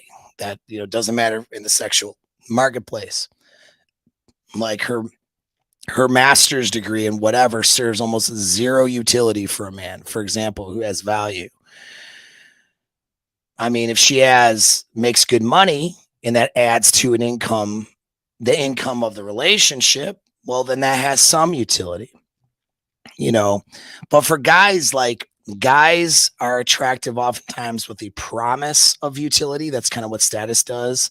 And a lot of these things are the promise of this, right? But for women, it's not so much. You know what I mean? It's not about the promise when it comes to utility. It's about, what she actually does. All right. And really, it's a willingness to be able to do things for the person that she's with. That's what it boils down to. And that's what makes it attractive. It's not her income. It's not her qualities or experiences. It's how useful is she willing to make herself? Does she willing to care for others? Does she care for, children, pets, animals, guests? Is she a good host? Okay. Does she, the cleaning, the cooking, the household labor, the management, the financial management, side hustles, all of those things fall into utility. It's not the most important thing, but it is a factor, and that will weigh into the cost, right? Remember, there's a cost and benefit here, right? And so what a guy is looking at is, again, what benefits does he have, but what cost, at what cost? If the costs outweigh the benefits, he's not going to want to be invested in this relationship anymore with the chick. A girl is not high value if she is she is more cost than her benefits, and being of utility can offset a lot of those costs. Okay. And what that boils down to is really, again, just wanting to be a complement to a guy's life, wanting to do things for a man. And those lists on Twitter and on social media that get all the flack, they're usually talking about this. She cooks, she cleans, she does this, whatever. And those are good qualities, though. Now, do you have to cook, or do you have to do this? Do you have to? No, but you have to be willing to do something for the guy. You have to be willing to do something for your partner. You know what I mean? But the saddest thing that I run into, and it's an unfortunate thing, is you have a lot of women who have barriers on their self-esteem. It's a self-esteem barrier when it comes to taking care of their physical body, taking care of their health. And they are not, sexually open and free with their partners. So they miss the first two things that cause a guy to vet, for them for something long term. But they'll do anything for a guy. They'll buy him stuff. They'll clean his house. They'll do all this stuff. And I sadly see these situations where the guy kind of reluctantly keeps that girl around until it's just time to cut her loose, because she just isn't as pretty as he wants her to be, and he isn't having the sex he wants to have. But, he likes the things she's doing for him. And that's not good for either party. And if you're the guy, don't do that. Okay. Because you end up actually in an opportunity cost especially if you're in some sort of commitment with that person. You're losing opportunities with having what would be a better option for you, and then you're harming this other person in the process. So that's the thing. And so a lot of women with less, physical attractiveness and some of these things will try to make themselves more utility. And that can be a sad circumstance. I'm not saying they shouldn't do that. But I'm saying what they should do is understand that the utility a woman brings will not supersede her femininity for by any stretch. It will not supersede her physical beauty and sexual access. And femininity, that's that silver bullet. That is what makes the sexual access and the sexual experience that much stronger and that much more pleasurable, right? For that guy and for her too, actually. And so the fact that you cook, clean, take care of shit, it's important, it's good, but you don't get to ignore being bitchy, argumentative, masculine, out of frame. You know what I mean? High drama, like these are cost items, but also lacking femininity, not making the guy feel good every day, not banging him every day, and not taking care of yourself. You cannot out utility. And you see a lot of housewives who have given up on themselves and they've given up on their their lowest, it's a self-esteem problem. And oftentimes the guy's at fault too, because and maybe even very much at fault because he's got the frame of the relationship and he gave up on himself. So you see these marriages with two people who gave up on themselves. And so she focuses on the utility. You know, you got some places where culturally this has become a thing and a problem. I've heard now more than a couple of times in Japan. All right. That a common thing over there is a woman gets married, stops paying attention to her physical beauty as much, doesn't care as much about it. Sexual access does not care about that. She loses everything. She's not femininity, is not something she cares about. And she focuses straight on utility. That's what in Japanese culture, I've been told now, if you don't agree, throw some in the comments because I'm not an expert on Japanese culture, but I've been told that now, okay, that is the common theme over there with the modern Japanese culture is that what's considered, honorable and respectful for a woman is being a good mom and being a good utility. So they focus all on utility and they neglect everything else. And those dudes are miserable in those relationships and miserable in those marriages, and those women are miserable too. And so you can't socially condition away our internal wiring. We want her to be hot. We want to bang at the frequency that works for us, right? And a level of enthusiasm that we want to see. And we want a feminine woman. Okay. And we want to have fun and get along and be a good emotional match. Utility is important too, but it doesn't supersede those other things. Now, a woman who brings these other things but doesn't do shit for him, that is going to now, if she is of zero utility and doesn't put any effort into anything, that's going to start to affect these other things, because feminine traits would be feminine quality would be to want to take care of the person you're with and be a good partner. So not being at least of some utility would be not being feminine. So it would take from that. And that would start to create a problem for the guy. All right. And it might build up a cost. And remember, if the cost outweighs the benefit, the guy's not going to be happy. He's going to want out. All right. And I'm saying the guy, like I'm talking to a girl, but guys, you need to plug yourself into that. Like, you're not going to be happy either. Okay. The girl that's the great lay and the hot girl that you've been seeing for a month who's, not doing the rest and is a high cost to be around because of her problems, you're not going to be happy in 6 months with that girl. Okay. You're going to make that mistake. That leads us to the last thing, which is the most important thing, which is cost. All right. So we're going to talk about the cost now, the cost of being with her. The lower the cost, the higher value she is as a woman. Right. And so what I mean by cost, I don't mean like cost to get her, like what a man has to make himself into to have that kind of a woman. I mean, cost to keep her. What kind of emotional energy, what kind of money, what kind of resources is she draining on that guy? That's a big factor that a lot of women need to consider, and you guys need to consider too. because you'll have women that will show up and be the perfect woman in almost every way, but then she's got emotional problems, she's got drama, she makes bad and poor decisions, she lacks good judgment, you know, all of these things makes her a liability and a high risk to be with. And the guy finds himself sucking, his energy gets sucked away in trying to deal with this chick. And then it's sad because he's like, she meets like all the good qualities, but she's costing me my business. She's costing me my social life. She's costing me.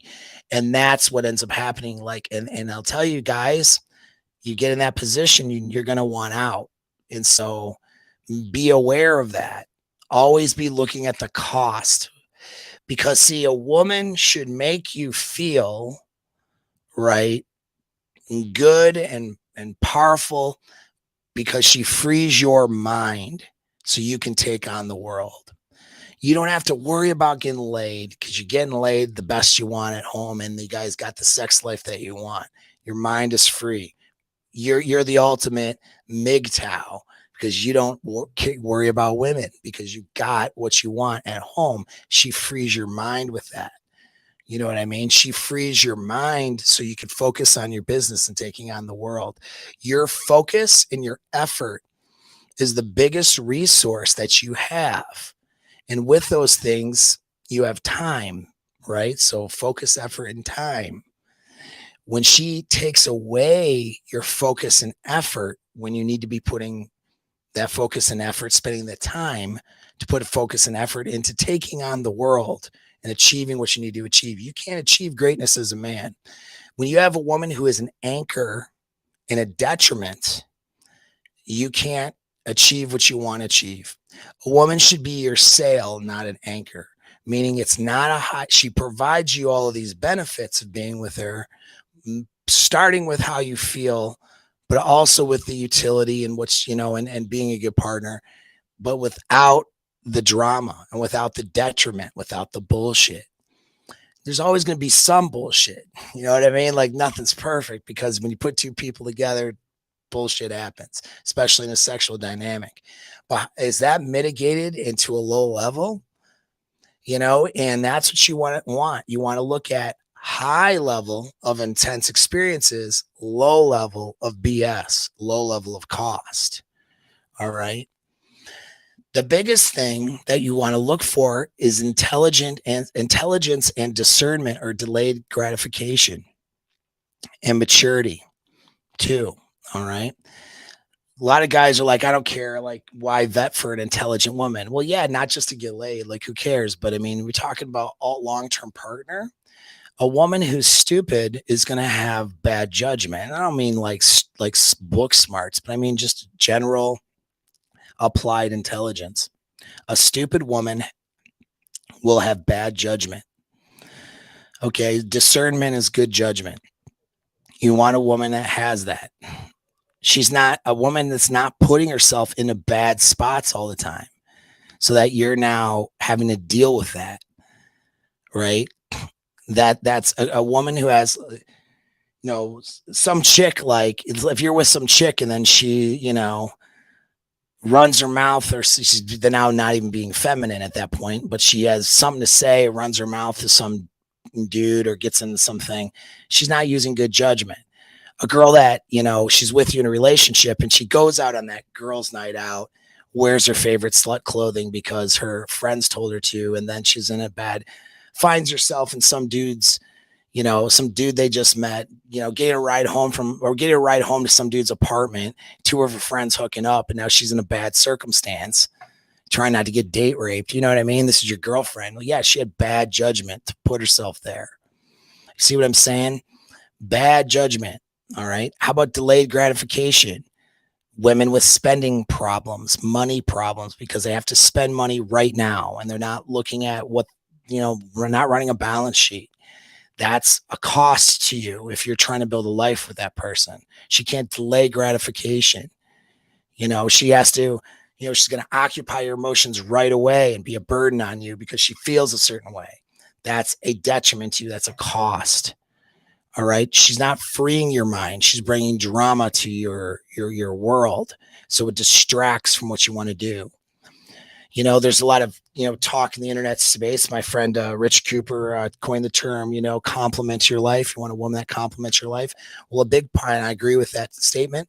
A big part of that is not being a detriment to your life. So a woman who can take care of, it's not like we care. I mean, it's not like a guy cares about whether or not she has a PhD or a master's degree, whether or not, you know what I mean? She makes a certain amount of money, but can she take care of herself? Particularly in the begin stages before, if a cohabitating marriage or LTR is in the future, what happens before that? Is she able to take care of herself, her basic needs? So she brings in an abundance of self to the relationship, or is she always in a problem, always dealing with some problem that needs to get fixed? Women with problems bring problems to your life. Okay. And so that's a cost and that's a problem. And so what you guys need to look at when you're vetting out women and what makes a high value woman is a woman, and it's not just my opinion. This is based on how men select women in general. All right.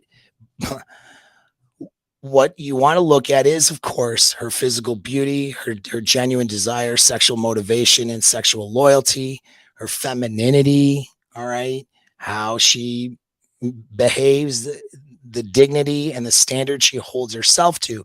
By the way, that's a lot of women are focused on standards, but they're on what everybody else needs to do. See, men need to treat me like this. Men need to talk to me like that. He needs to take me out to dinner. He needs to do this. Listen, stop worrying about women. That's a red flag. Women need to stop worrying about what everyone else needs to do. They need to start worrying about what standard they need to have for themselves and their own behavior first.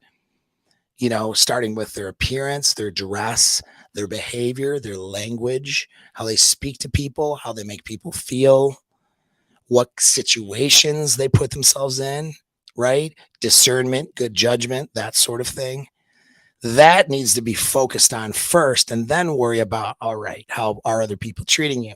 And then if people aren't treating you right, you have good judgment to not be around those people. But that only works if you hold yourself to a high standard. Anyway, femininity is keeping yourself to a high standard.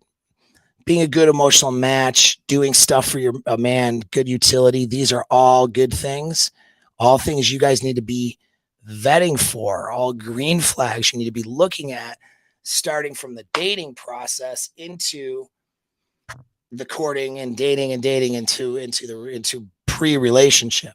You need to be looking for all these things. But the first thing you need to be looking at, starting from day one, is what this is going to cost you. All right. What problems does she have? What issues does she have and is she not handling? What problems is she aware of and what's she not aware of? Because that's another thing.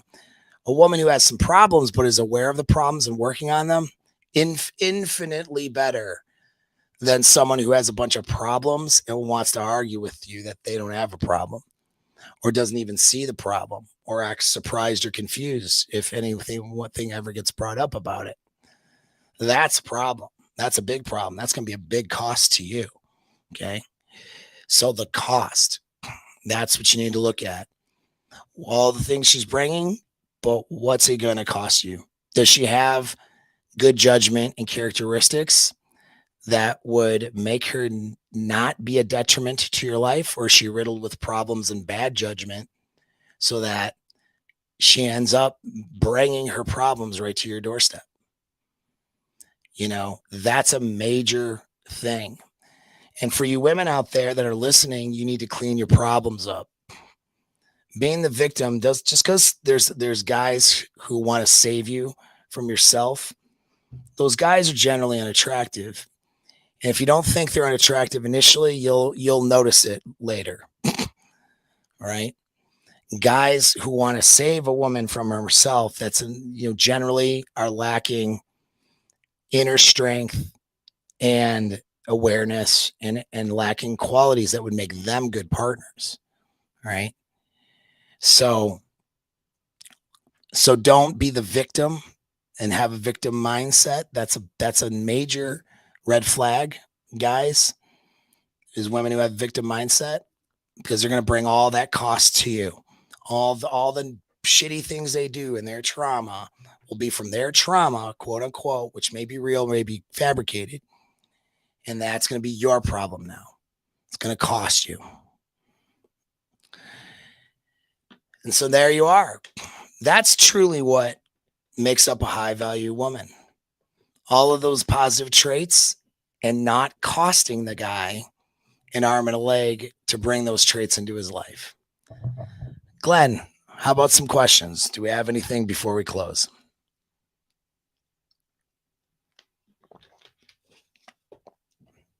Have some questions. All right, we got just a few though. So, guys, if you're listening in and you want to get your questions in, this is the time to do it because I'm not reading them again. That's it. All right, moving on. Question number 1. The guys, Sub-049 says the outside appearance is key, but the internal state maybe question mark. Maybe. Or I think it's like the outside appearance is key, but the internal state maybe. So I think he was talking about when you were talking about like, her physical appearance, she has to be attractive, well, on the inside, yeah. And that's, those feminine qualities and being a good emotional match and being willing to be a utility to you. Those are all actions that will indicate what her inner state is. You know what I mean? Like, you don't know what her inner state is, and people can fake their inner state, especially during a love bombing phase or honeymoon phase of a relationship. But you can watch what their life is like and their general behavior. And if they're demonstrating a lot of those feminine characteristics in general, and they hold themselves to a higher standard, and they do things, they care about doing things for other people and so on. And of course, they're not bringing their problems to everybody. That indicates a good internal state. You can't crawl into her brain and read the printout, but you can watch her behavior. And so that's good. And yeah. Yeah, and actually, he responded by saying, "What I mean by that is someone's internal appearance sometimes shows someone's external appearance sometimes shows is a reflection of what's going on inside of them and thought process." That is true. Yeah. Yep, and that is very true. And oftentimes, and that's their external presentation is an indicator what's going on inside of them. That is very true. And so it's important to look at. It's not superficial. It's a reflection of a lot of things about them. Yep. Yep. And then the next question was from T Diamond 00. Paul, how do women and men stop conflating trading values with transactional relationships? What makes it different from the other, especially in a hypersexual West? Yeah. So training, or what'd she say? She said, how do women and men stop conflating trading value? Trading. Oh. Yeah. Well, I mean, they need to have genuine empathy for the other person instead of, just adding up. So transactional, and sex can be looked at transactionally as well, right? Like that can be an item on a list. I think that's what she means. Like, how does it? Yeah. Like, how does it? How to avoid it? From being you avoid it through empathy. So when you sit down with somebody, you just show a genuine. This is what I teach guys to do, and women need to do it too. Is that instead of trying to protect, doing all these behaviors that have manifested themselves from self-protection, which a lot of guys do really toxic behaviors due to self-protection and self-delusion too. And, women do it too. It's something both do. And I mean, for all the shit I talk about, things that women do, God, there's some of the things that these guys do are ridiculously horrible, and it's all self-delusion or self-protection. And so getting out of that mindset and stop worrying about somebody, getting a better deal than you, because that's what focusing on transactional is all about. It just be curious and have empathy for the other person. If both people sit down and are genuinely curious about each other, and have conversation and look to bond. You're human beings. Our natural social animal parts of ourselves will allow us to communicate and bond and find those bonding things when we're free to do so. And so like guys and gals will know, like you show up in that first date for a lot of guys and girls, they're really tense. They sit kind of tense. It's kind of awkward. They're like, well, so what do you do? And, they're just kind of going through questions because they don't know what to do. Right. Like it's because they're too up in their head. They're too self-protecting. They're worried about, they're nervous about how this is going to go. Fuck all that. You know what I mean? And then afterwards, then there's usually like, okay, now I'm looking at that transactionally, like screw all that. Just relax and just be curious about this person in front of you. And you know what? That's a really good feminine trait. If a woman could abandon all of the shit, all of those nasty text messages that women get from losers and dorks who are, uncalibrated and often just aren't even trying to get dates, just poisonous, you know what I mean? Stuff. All that poison happens and all the bad dates and all that shit. Leave that shit at the door and show up to a date fresh minded. And just the feminine part of a woman would be to be, genuinely curious and genuinely like, wanting to learn about this guy and wanting to talk and feeling free. That chick would be so attractive on that date. A lot of girls ask me like, well, a lot of women don't understand why I end up with like younger women. My girlfriend's 25, right? I'm like 20 years older than her, right? Like a lot of women like are like, oh, you just like whatever. They want to shame that. I didn't put on the discount list any age. Like I'd be with a woman older than me. And actually there are women older than me who are pretty attractive. Just never got to that. But what I noticed the times I did go out and interact with women who were over the age of 35, not all of them, but most of them brought this unpleasantness and this baggage to the table, and they weren't fun to be around. They just weren't fun because they had so much baggage and they brought it all with them to the date. And then they were tense and they had no genuine empathy or curiosity. And they were falling into a masculine, self-protective, self. And I'm fighting to break them out of that with my game, and I can do it. But then after a date or two of that, all of their bullshit just sort of keeps cropping up. So they're not dealing with It their becomes too trauma. taxing. Right. It's not fun. And in the dating market, I'm single guy. What happens is I'm a guy who has options. So I'm going out with a number of different women. I'm not sleeping with every single one, but I'm going out with a number of different women. I have a lot of options, but I have a lot of interactions.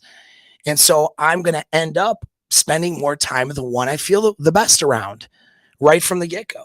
It's just natural. It's not like something I'm trying to do. It's just, I feel really good with this person.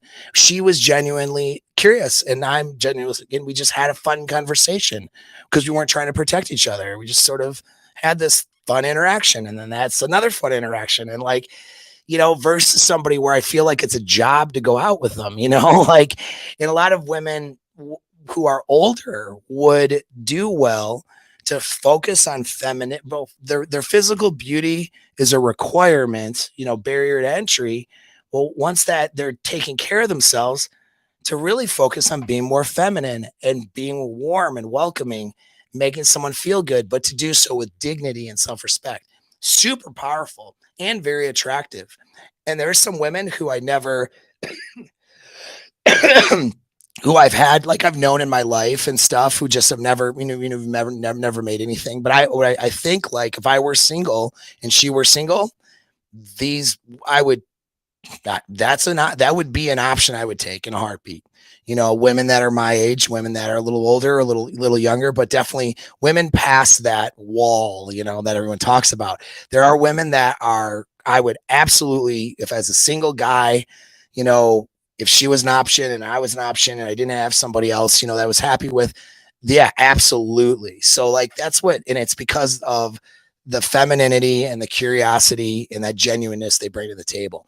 And so that genuineness and that empathy, that's how you get away from the transactional bullshit. You know what I mean? Yeah. Yeah, definitely. The next question is, doesn't erotic mean attractive though? That was from Captain Jin Yu. Sure. But it's a part of attractiveness, right? So let's say you have a girl who's behaving in a way that is erotic, and that's a general signal, and it, you know, makes you feel a certain way, right? Because she's hot and she's doing that. But then you realize that she's did that yesterday for another dude, a different dude, right? And she did that the day before for a different dude. Now you realize that you are not special and not in the equation at all to why she's being erotic. Would you bang her? Yeah, probably, maybe. Most guys would. Would you keep her? Probably not. And that's why that's not part of the equation. Just being erotic by itself is not enough by itself for her to be high value.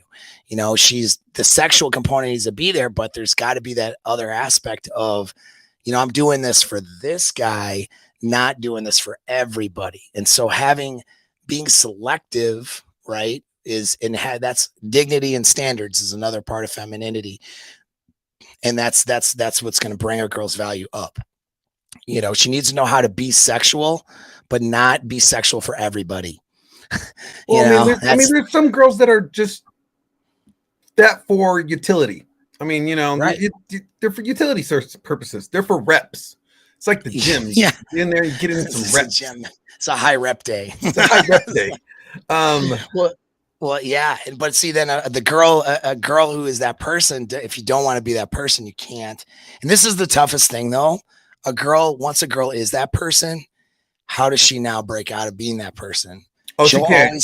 She's always that person. She will always have been that person.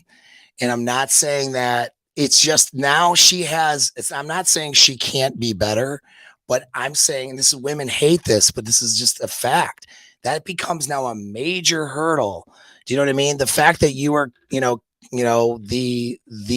dorm room cum dumpster back, when you were 21 years old and drunk half the year, like that now is something that somebody marries that girl. Like that, she has to either conceal that from the guy, which now means she's holding on to a lie, and that creates a wedge in the relationship. And they can't do that these days. I mean, everything is on camera. So, right. I mean, and they're filming it them damn selves. So, dude, for sure. Right. So how do you that becomes a major hurdle to overcome. Do you know what I mean? For a long-term, whatever. And that 21-year-old girl that wants to be the town, haunted hayride or whatever. I cannot. Hey, she wanted to play pin the tail on the donkey, and she was the donkey. Something. She got her tail pinned. The girl who wants to be that when she's like in her fun 20s, she's gonna have these consequences now, not just to her reputation, but to her psychological makeup. And there is no amount of social conditioning that will change that, and that's a problem. And that's a problem for girls today who are now wanting long-term stuff after having been that girl. That's a problem for them to overcome. And for those girls who are that person, my advice is not to try to pretend like you weren't that person and try to be mad at everyone else for having standards. You know what I mean? It shouldn't matter what my notch count is and whatever, no, dude, that's not going to help you, because that's fighting. They could go to church, pray to Jesus. Look, there's not enough holy water to cleanse them after all the dick they ran through. Sorry. Well, you know what does it? What does it is genuinely working on your bonding mechanisms and genuinely recognizing a mistake. That's the beginning of it. If a girl is like, I really did some, I wasn't on a good path and did some damage to myself that I'm now having to overcome. A girl who says that has a chance in hell, but you rarely run into that. You know what I mean? It's almost kind of like the self-humility thing, right? Like, I'm going to oh, I'm admitting that I'm wrong. I'm sorry. I shouldn't have taken all the dicks in the mouth back then. I'm gonna be reformed. I'm only gonna take your dick, I think. Like that's what they say. Well, that's always that's the problem is that she has to overcome is she lying, right? Because Yeah. is she lying to herself? Is she lying to this guy? And Or is she trying women to are convince herself, right? Like, the right. whole if I think it will be, feel the Yeah, dream some shit. yeah, right. And that's the thing. It's this is, the inherent deceptiveness of how women can be sometimes makes it very, very difficult now, even if she's being genuine and honest, for a guy to even trust or believe her. And that's a real challenge for a woman to overcome. So women have enough challenges, just how the world is. They don't need to create more for themselves. You know what I mean? By Yeah. being that very, like, you need to give yourself, and I say this for every guy too, is that you want to give yourself every advantage as you can. I mean, you learn this in like how to win fights and special operations and stuff like that, right? In that community. Like, you don't go in and handicap yourself every way you can. You go in, that's thinking with an ego. You go in and you give yourself every advantage you can to win. And you need to approach life like that. It's not like, like I have to narrow it to like just my looks has to get the girl. Like, no, like you got to You're gonna every shoot yourself in advantage. the foot if you do it that way. Yeah, and so same with women too. Like, it's both. And a woman who is of high value is giving herself every possible advantage of success, and not just material success or transactional success, but an internal success in terms of satisfaction, happiness, emotional bonding, that sort of stuff. Because that's the real success. You can't buy Yeah. that. No, You you know. can't. We got a super chat from Better Days. Says Paul, how do you ignite women's emotion? The mating thing versus prov is complex. I don't know about the last part. Maybe it's a typo, but I just Spell read it. it how it said. Yeah. So how do you? Well, that's your game. That's your pickup skills. Right from the beginning, you send signals letting them know that you're the sexual option. You know what I mean? And that's going to be determined. How you do that will be determined on yourself, and how she sees you, your environment, and how you calibrate that version of yourself to the environment to show up into the role of being the guy that she would want to mate with or sleep with from that environment. So, for example, like, if I'm going to a club and I'm talking to women at the club, there's a certain way I'm going to interact and talk and game with that girl, to get her to come to my table, or to get her to come to where I'm at and bring her friends and do this. And there's a way I have to approach that is congruent with who I am, how she sees me too, and mitigates negative perceptions and exaggerates positive perceptions, all right, in terms of how she sees me. And then the environment is club, and then there's the role that I'm playing. What is going to cause this woman to sleep with me who's at the club? Now, if I'm the fun person who's providing a good time, a good looking dude, someone who has status and access for her, some of these different things depends on her motivations. Well, now she's sleeping with me. She sees me as the sexual option. That's the point. And this is why I recommend that guys start with being a girl's sexual option. You're not the friend. Now there are circumstances where friendships have grown into sexual dynamics. I've had that happen with my clients. I've coached them through it. But that's not the way you want to start, and that should not be your game, because what happens is those friendships are really fraudulent at that point. You're trying to friend your way now, and it makes you not congruent with who you are, makes you less alpha. And it can work, but because it can work, that doesn't mean that should be your strategy, right? Because it's gonna give you a lot more effort. You're going to spend the cost, right? Remember, cost benefit. A lot more cost is going to go into the results, if you even get that result, versus just being a girl's sexual option to begin with. Whether or not you use direct or indirect game has to do with the timing of where you're at in the environment. If you hook up with a girl from work, which a lot of guys will advise against, and I don't disagree with that either, because you can create issues if you don't do that properly. But hooking up with a girl in the office, or a girl in the business network like Chamber of Commerce or something like that, is Interesting a that lot. you mentioned that, because we have a question about that. But Yeah. let me get to this Go ahead other and ask. question real quick, because we actually have a few more piling in, so I just wanted to get through them for you.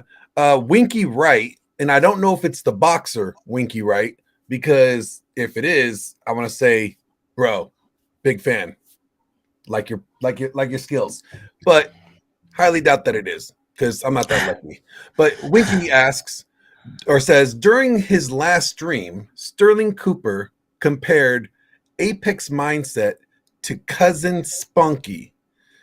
Is your content really that similar, Paul? Who's Cousin Spunky? I don't understand what he's I talking don't know about. who Cousin Spunky is, but I think anybody the name is Spunky, nobody loves him. I don't know. Yeah, don't know. I don't know what Anywho, to say. moving on. The next question is, where did I have it? I had it right here. Sorry. So there's two questions from TZ to Zit. I don't know. It's really hard. Guy, change your name, please. You're so cool. Change the damn name. He goes, question. What are you planning to release as the next video on your second channel? Followed up with, could you do a show with the YouTuber creator Oak Leaves and Onions? She has quite a unique backstory. Maybe she takes back shots. I don't know. Well, Oak Leaves and Onions, I've never heard of her. She can reach out to me, of course, and if it makes sense, or reach out to her, tell her to reach out to me and talk about doing a show with me. I guess I'm open to doing shows with people. Do it all the time. Do shows with women all the time too. If it's a good fit, yeah, I'll do it. And so yeah, sure, I'll look into it. But what was the other part of the question? I don't remember, but that's whatever.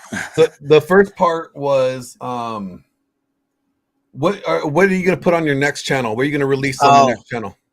Yeah. So, well, on that, kind of partially why I was late today, I was doing some wire transfers and some stuff, but I'm going to be doing, I got a top-notch videographer who's going to help me on that other channel and some of these other things. So, I'm thinking of doing it on a couple of different topics. I got scripts written. I need to get the filming in order. But when the filming happens, it happens like in like a day, and then there's the editing and stuff. But I've resolved to the fact that it's going to take me 5 years to get the skills in video production that would be what is to the level of quality of my content. And so I'm not going to do that. I'm just going to hire that stuff out. And I got a guy in Toronto helping me now. That's why I have Glenn helping me produce the show. And like, as I'll have different people helping me with different things to help me make the production value higher with what I'm doing in the future. So that was what I was trying to suss out for that new channel, how I was going to do that. If I was going to attempt to do this high production on myself, or whether I was going to stick to just script writing and then let the production be handled by the professionals. And I think the obvious answer is number two. Let us do it. Let us do it. We're better. We're better at it. Yeah, exactly. So yeah, we're looking. I'm thinking of management of your emotional state. Managing high stress and emotion. Being able to bring yourself into a operational state. Instead of allowing your emotions or fears or amygdala to get the best of you. I think that's what I'm doing the next one on, but we'll see. I don't want to, don't quote me on that. I might change gears if something else crops up. All right. And the question from Tonio Chavette, he asks, I'm part of a community where most of the managers are women.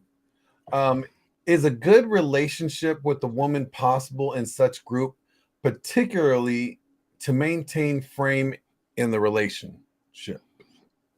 Yeah, absolutely. Frame starts with you. So that's the first thing, is that you have your own frame.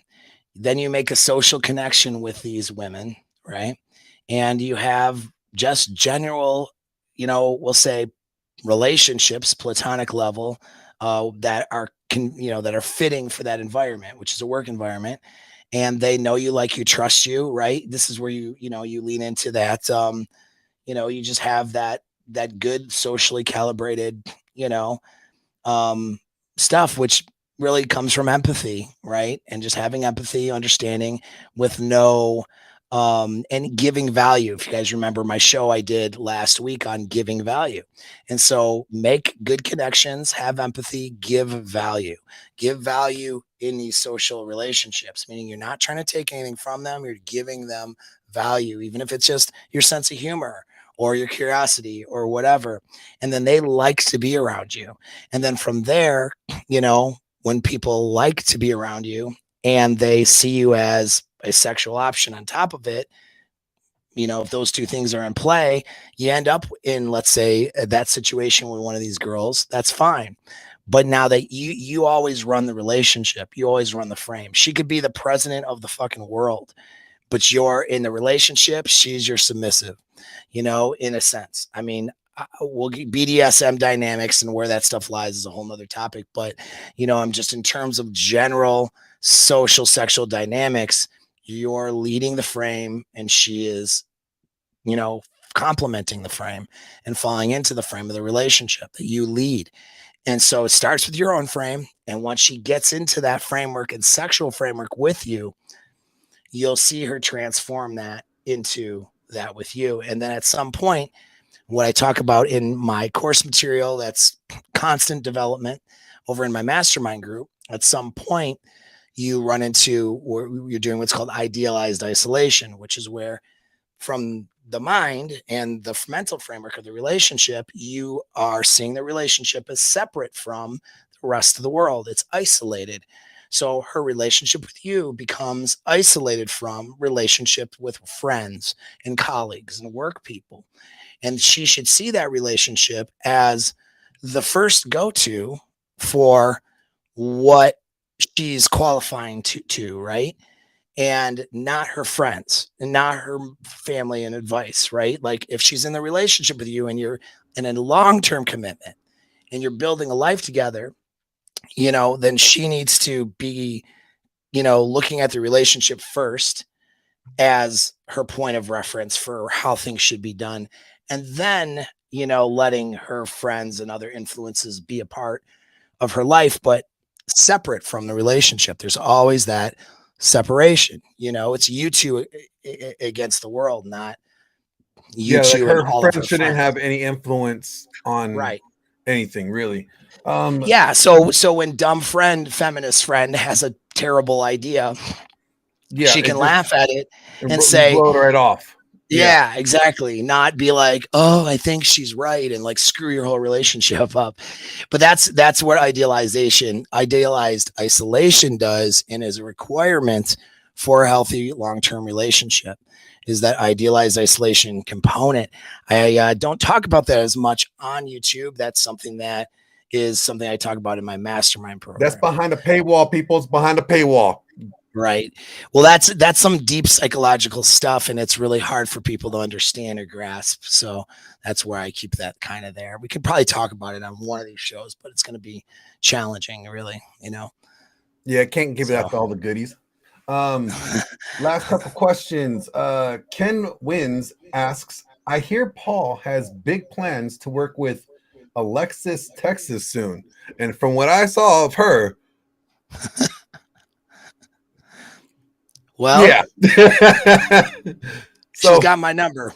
Like, I guess so. So Ken, I can't give you the answer because he asked me, he's like, is that true, Glenn? I'm like, I don't know, bro. I can't be spilling the beans. I'm just asking the questions.